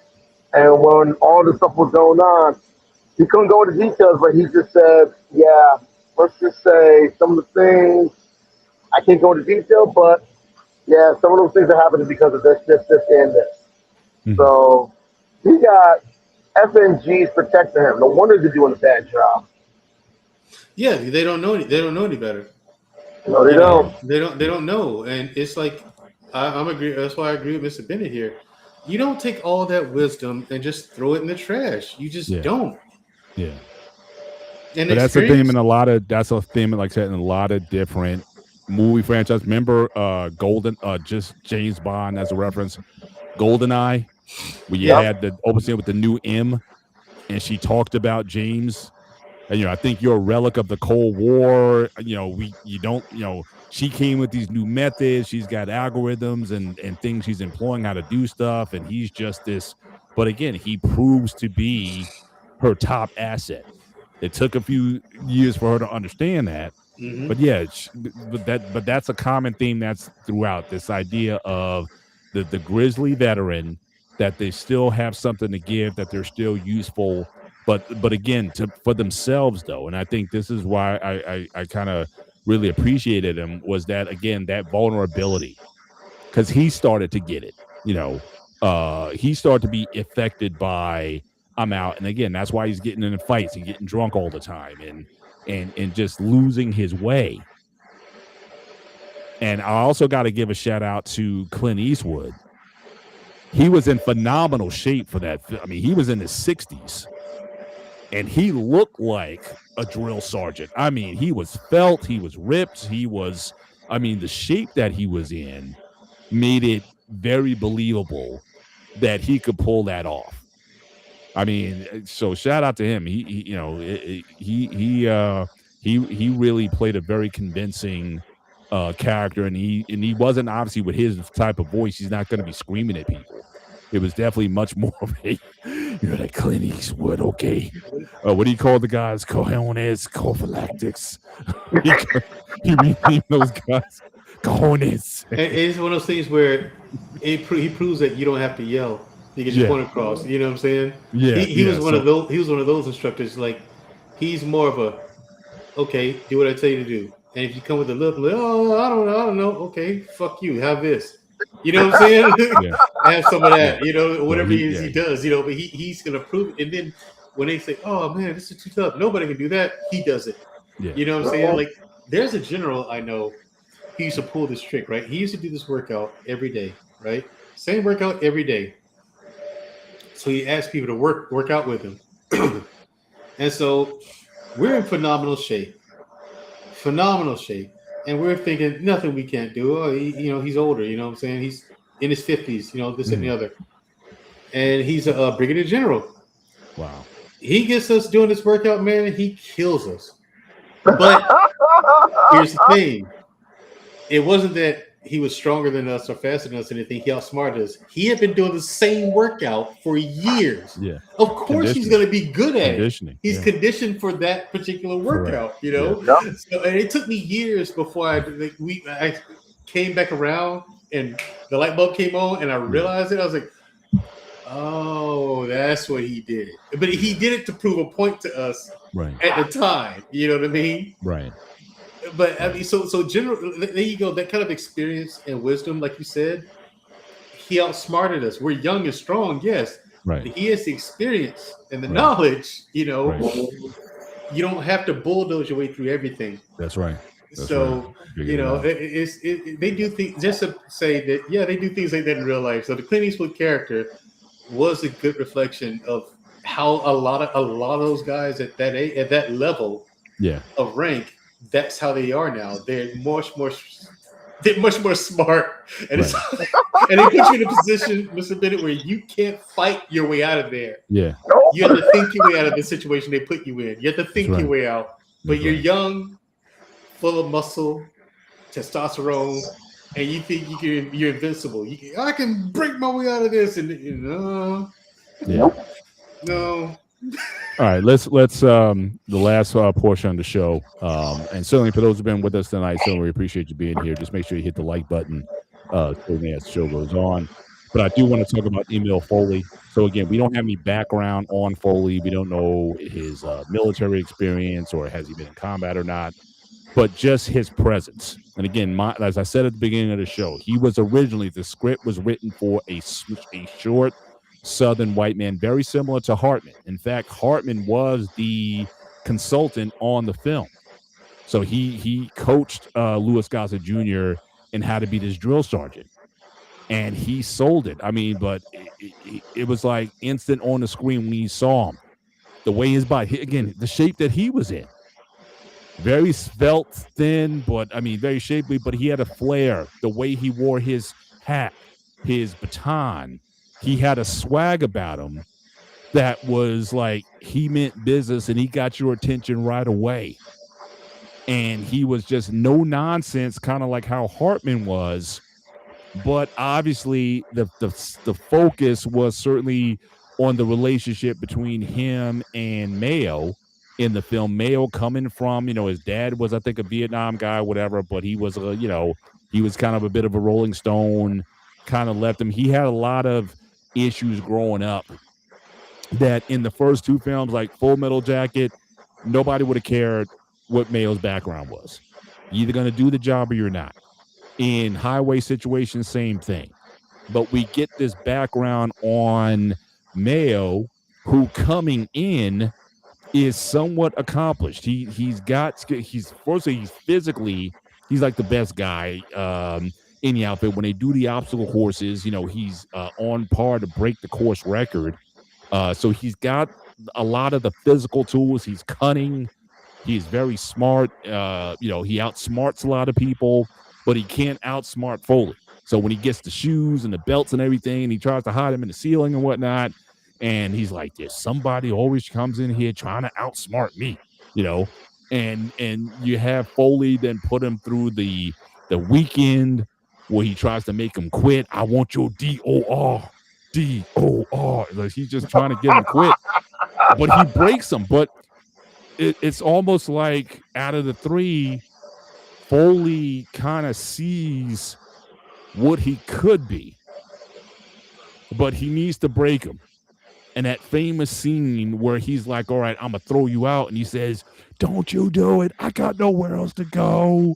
And that, I'm sure that's real for a lot of people. You got nothing else. And he was, and he had to break him. And you saw how his mindset changed, Foley's mindset. As soon as he said that, he said, "All right, Mayo, on your feet." And he just totally, he became a dip until they had the fight at the end, where obviously his best friend, you know, with the girl and everything, and he hangs himself and all that drama and stuff. And but even then, Foley's trying to cut him a break. It's like, "Oh, look, I know you're emotional right now, your friend and whatnot," but he's just venting. But Foley almost comes like I hate to say like a father figure to him, but again, it's like he sees this person in turmoil to an extent, but by beating him, like first he broke him to get him to the point where, okay, you're gonna have to start doing things different. And even in the fight at the end, when he beats him, he's like, "Okay, you can quit now if you want to," but man, he could have had every reason to throw him out, but he didn't.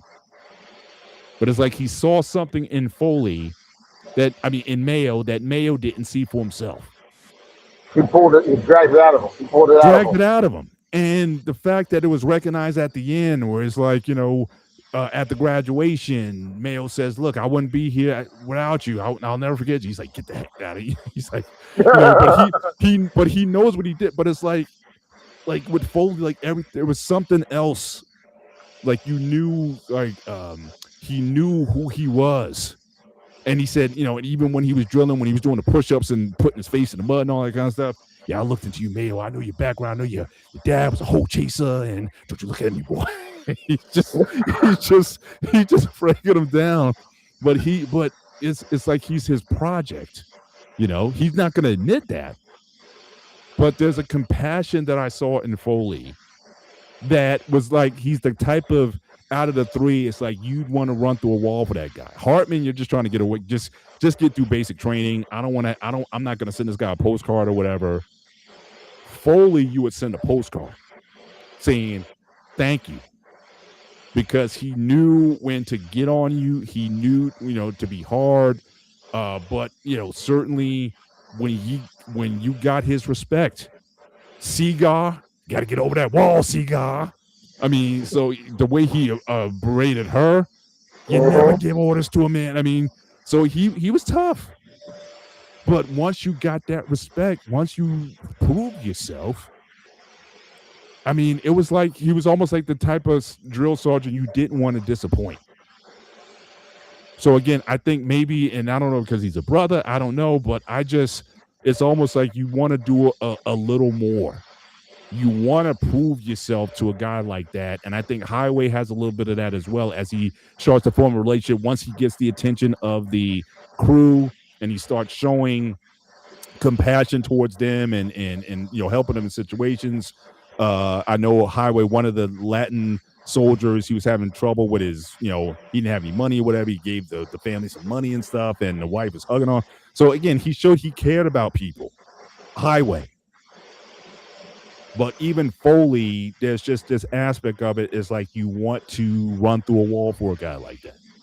I don't know if you guys got that same thing, but that's what I got out of his performance. Tough, yes. Berating, yes. All of that.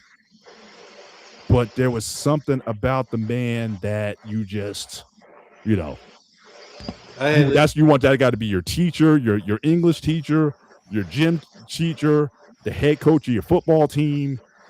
You just want that kind of guy, because you're gonna get he's gonna get that out of you. So I had someone like that. Yeah, I had a leader like that. Mm-hmm. Like I wouldn't be the person that I am today if it weren't for him. Mm-hmm. Like there was things in me that he actually, like you said, that pulled it. He pulled it out of him. There's things in me that he pulled out, and I knew what happened after he did it. No clue what he was doing while he was doing it. But afterwards, it's like my entire perspective and the way I saw the world change. You know what I mean? Mm-hmm. And then when I deployed, no problems. Mm-hmm. I had whatever concerns and fears I had gone. Of course, you're nervous. You're gonna have butterflies in your stomach in the gunfight. But as far as like being terrified of whatever, no, none of that. You know what I'm saying? And then just doing the things that I did, But that compassion and stuff like that, that's learned in most people. You know what I'm saying? Like these guys, it's showing like Louis Gossett Jr.'s character. He picked that up from somewhere for the most part. But for the most part, I say that was already in him. Like that was already the ability to be compassionate. Because you got some people like Hartman, like Hartman wouldn't care about none of that stuff. It was right? like Hartman, his leadership style was okay.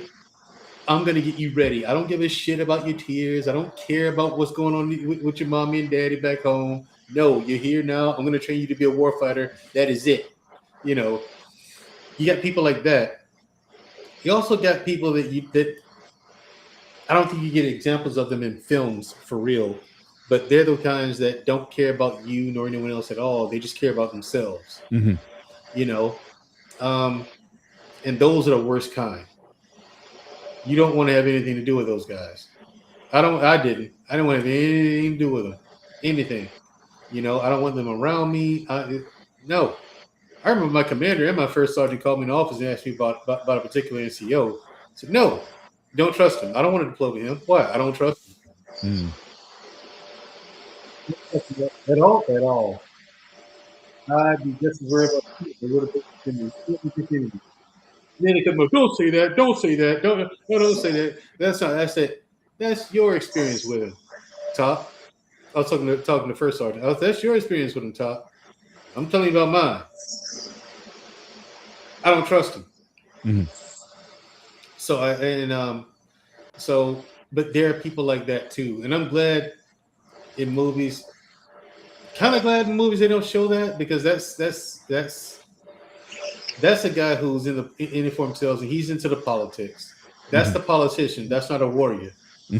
Louis Gossett Jr., Clint Eastwood, Hartman, you know, those are warriors. Yeah. Now the other two, Clint Eastwood and Louis Gossett Jr., those are the wise ones. Hartman, he's just warrior through and through. It's just, you know, the wisdom and all that. No. Because again, you are in warfare. That's what I'm saying. I kind of grade him on a different scale, because his mission was, again, and all he was training guys for infantry, guys who going to go, and you're going to lose a lot of these guys. Whereas Gossett, he's training, again, officer candidates, different, mindset, different skill set. You want smart, competent people, So I think that, what he had to bring out of each one of them, and the fact that each character was different. Again, the math major, De La Seta, Texas Tech, mathematics major and stuff. And he was like, all right, I got something for you. I got something for Mayo. I got something for the guy from Oklahoma. Oh, only two things come out of Oklahoma. Spears, and I won't say the other thing. But he had something for each one. But he was like, even in speech, like, I'm going to find out what your weaknesses are. I'm going to break each one of you down. And Mayo, like I said, might have been the hardest, but when he got him, like I said, that scene where he relents, he's vicious to him. But as soon as Mayo breaks, I got nowhere else to go. And he's like, and just the scene, the way it's shot, he's like a kid. He's like, it's like Mayo turns into this 5-year-old kid. Yeah. I got nowhere else to go. Yeah, crying in the whole nine, man. Yeah. And then he's like, all right, on your feet. Like, it's like, because he broke now we can get to work. Yes, right? Now we can get to work. I had to go all of this. Now I can get you. He didn't abuse them anymore. He didn't say anything. He's like, okay, now it's time to go to work. It's just, Anton, your thoughts on that? On again, Foley, or can you relate to someone in your military career who was like that, tough, but in a way you felt that they cared about you, or that they were trying to get the best out of you, that you still remember, that you still to this day would thank if you met them, if you had a chance to, whatever, you shake their hand and says, I just want to thank you for everything that you did for me back there and whatnot. And those, because I think those things stay with you forever. Those people, like Manjo was saying, for the guys who helped him, stay with you forever. Was that your experience as well, having people in your life like that? Oh, definitely. I had one platoon sergeant when I was in, like, right after I finished my acting time, I went to the reserves. He saw something in me that I didn't see, and he really, like, I want you to read this. Like he said, I want you to subscribe to the Army Times. I want you to subscribe to Soldiers Magazine. I want you to read about these things. And then every time we're going to talk about what was in a particular article or so on and so forth. And he wanted to see if I was really doing it.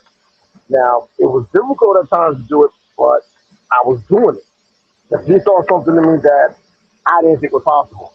Hmm. And then I remember right before I got promoted, I was doing some schoolhouse work and I had certain issues with certain things that I had difficulty with, and I didn't know how to tell people.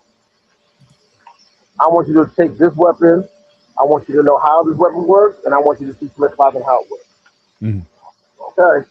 With an arms room, as the training manual, did everything I was supposed to do, taught in the class. All right. Do it with this weapon. Do it with this weapon. Do it with this weapon. And he made sure I was proficient in every weapon, not only weapons I'm supposed to know, but even weapons I was starting to use for the first time. And then all of a sudden, I found myself teaching a class one time, just showing guys who never used like the grenade launcher, like the Mark 19, never used the grenade launcher. And I'm showing them how Hmm. it works and everything else. Right. I'm explaining to them, well, this is what it does, so on and so forth. And they're like, how do you remember this? I helped at a schoolhouse. I was working with a schoolhouse doing this MOS, and they had the weapons available. We got a chance to fire the weapons with them as well. So that's basically it. And then, all of a sudden, I realized I got better at things that I didn't know that I was able to do. At certain areas that I always had trouble with, I was doing so well in it that my friend who's still in the army, I was helping him in certain aspects of certain courses and everything else like he had to teach. Hmm. So I was basically teaching him the things that I learned. That way, when he had to teach the course, he got better proficient at it as well. Right. Right. Yeah. So I appreciate the NCOs I had that mentored me and looked out for me because it probably would have been a little bit more difficult for me. Like, things probably would have been a little bit more difficult for me. But you're always going to have that one NCO that's going to see something in you and they're going to say, I'm working with this individual because I see Yeah. something that he has something. And they're Yeah. going to find a way to bring it out of you. Gotcha. Gotcha. Yeah, man. I mean, this has been certainly a really good discussion. Really appreciate this one. We're coming to the close of the show. So I just want to get as far as final thoughts. I just want to, so yeah, and some of it's already been really revealed, but just to kind of do a tally of the score. One, your favorite sergeant, your favorite drill instructor. Second, your favorite movie. Because I think the movie, even though it had the character in it, you're still just overall looking at the movie as a whole. You might come to a different conclusion. So I'll start with Anton, Hartman, Foley, Highway, your favorite one, and then your favorite movie of the three. Ooh. Favorite instructor, like I said, I think it has to be, and this is just me, only because I think he doesn't get that type of recognition. Mm-hmm. But definitely movie, it had to be Full Metal Jacket because it was just reminiscent of these are the things that goes on in basic training, no matter Mm-hmm. what branch. Mm-hmm. Whether it's whatever branch you're in, you're gonna have those situations, you're gonna experience it. You're gonna experience it. That one individual that keeps messing up, everybody has one. Your day getting tossed, that's gonna happen at least once or twice in your military career, especially during boot camp.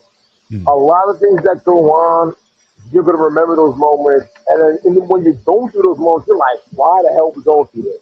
Mm-hmm. But over time, you can look back at it and laugh at it, like, "Damn, I remember these moments. I remember when this happened or that happened." And there are times when I've seen videos of this happening to recruits in different branches. I can laugh. I can sit back and laugh at it, like, "Damn." And my wife looks at me like I'm crazy. I'm like, "No, that's just how it is. Like it or Right. not, that's just how it is. Mm-hmm. Things happen. there's a reason why these things happen, and you have to understand the significance and the importance of it.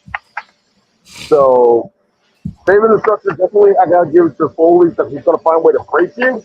Movie, definitely Full Metal Jacket because everything that goes on in boot camp, everyone has gone through it in one way, shape, or form. Gotcha. Appreciate it. Mandrell, favorite sergeant, favorite movie. All right. Favorite drill instructor, favorite sergeant is Highway. All the way, Highway hands down. And reason why is because had I stayed in my 20 years, I would have been him. I would have been him. That was me. Even as a leader, you know what I'm saying? Even as a leader, I was him. I didn't know it because no one's thinking about Heartbreak Ridge while you're in or anything. I'm not trying to be him. It's just I see the parallels. You know what I mean? My approach to leadership, my approach to motivating people, the whole nine. I mean, a lot of people think I'm just gonna walk around screaming and carry on. I'm like, no, I don't scream unless I have to.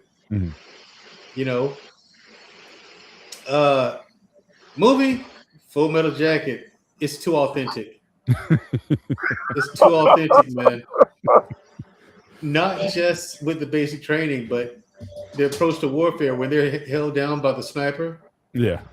Authentic. Yeah. Very, very, very authentic. And the fact that it was a little 13-year-old girl or whatever at the end. Yeah. The part that got me is that when Joker hesitated to shoot her at first. No, that's not real life. She'd have been blown away the second we got up to the stairs and I did her. No, she's gone.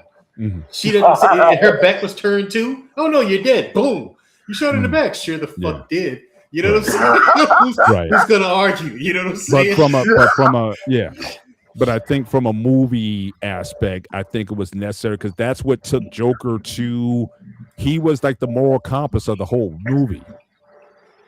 And then at the end, when he had to kind of make that decision, it's like now he's, I don't know if I say go to the other side, but he kind of has a full thing. But the whole time he was trying to be above everything.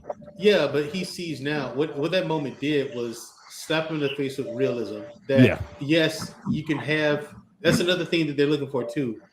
Yes, you can have your God. Yes, you can have your religion. You know what I mean? But you have to understand, and this is why I am the way I am about religion. Why I say, listen, the world doesn't work that way. I born and raised Christian, I am. You know, my sister and I both. However, what war taught me is that there's something wrong with what you're being taught in Christianity, because the world simply doesn't work that way. And that's the lesson that Joker. It hit him in the face like a ton of bricks in that moment. And I agree with you. That moment was important to put in the film. Right. And that's what it means by war changes you because your perspective changes because it has no choice. You're in it now, and everything you knew has just blown up. Yeah. You know, and it's hurt, and it hurts. It really does. Like physically, it's painful when it happens to you. And I'm speaking from personal experience on that one. You know what I mean? It physically hurt when it happened. You know, and you can see it in Joker's face. Yeah, like I said, the movie was just too authentic. Yeah, you know. So I remember the guy who was with him. He was like, "Hardcore, man, effing hardcore."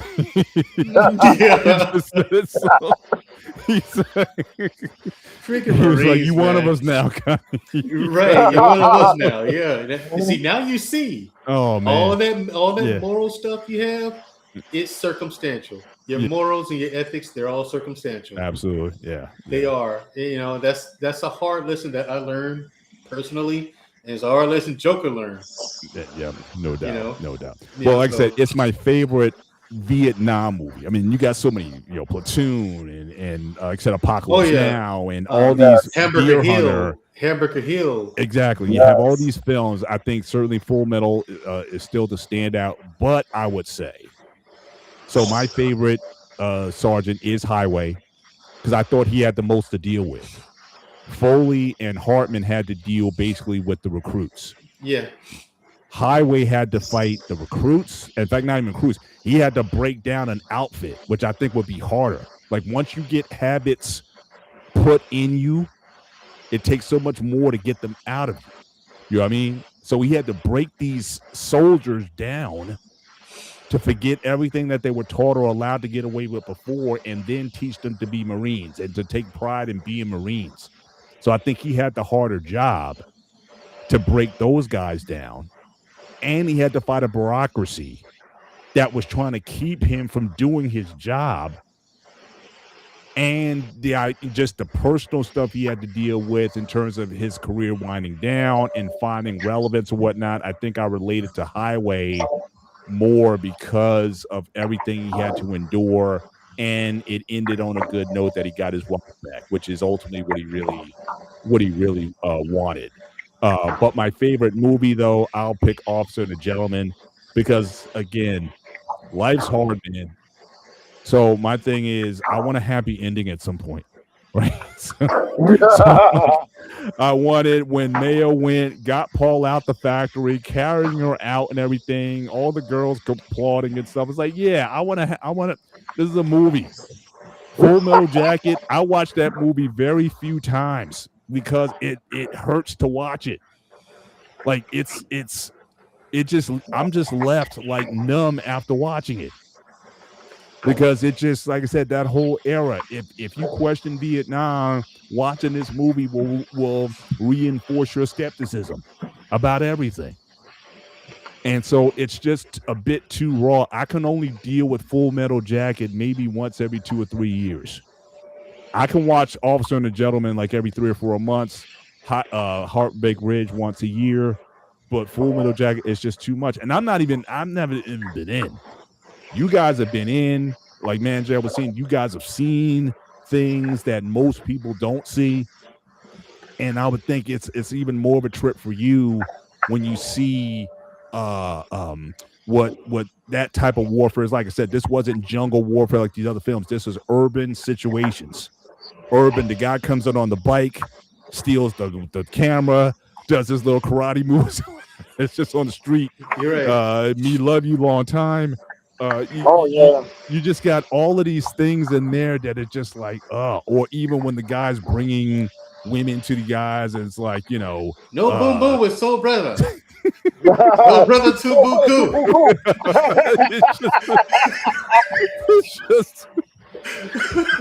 It's just too much. So Full Metal Jacket, like I said, that's you may go into therapy watching that. If you watch that film so often, you'll be. And remember, Mr. Bennett, I was a kid watching that. Yeah. I was a kid watching that film, man. So I've watched all of these films several times in my adulthood. You know what I'm saying? So again, I think for anybody who's watching, like I said, I would highly recommend, if you haven't watched these films, go back and watch these films. I think you'll enjoy them all, but for different reasons.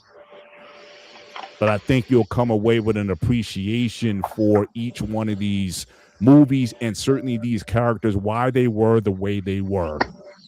Just understand the circumstances in which they were in, and each one served perfectly. They were the right men at the right time in the right situation. So again, this was fun tonight, Mandrell. Really want to thank you for coming up and being a part of this conversation. I think you certainly gave a lot of insights into that side of things. I didn't know you related to Highway as much as you did, so I'm glad you're sharing that. Anton, thanks. I know you're certainly got some things going on as well, but I want to thank you for taking some time out to be here. Certainly for those in the chat, thank you guys for being here to be part of this conversation. And we'll do more of these. We'll do more from the movies, since this is the Hangout show. And I know we talked about some real life stuff here, but certainly even in the Hangout show, we're dealing with pop culture and movies and whatnot. And a lot of times, movies and pop culture is oftentimes very close to life. And so you'll be able to see it tonight from two veterans who've been in these places. They can relate to it.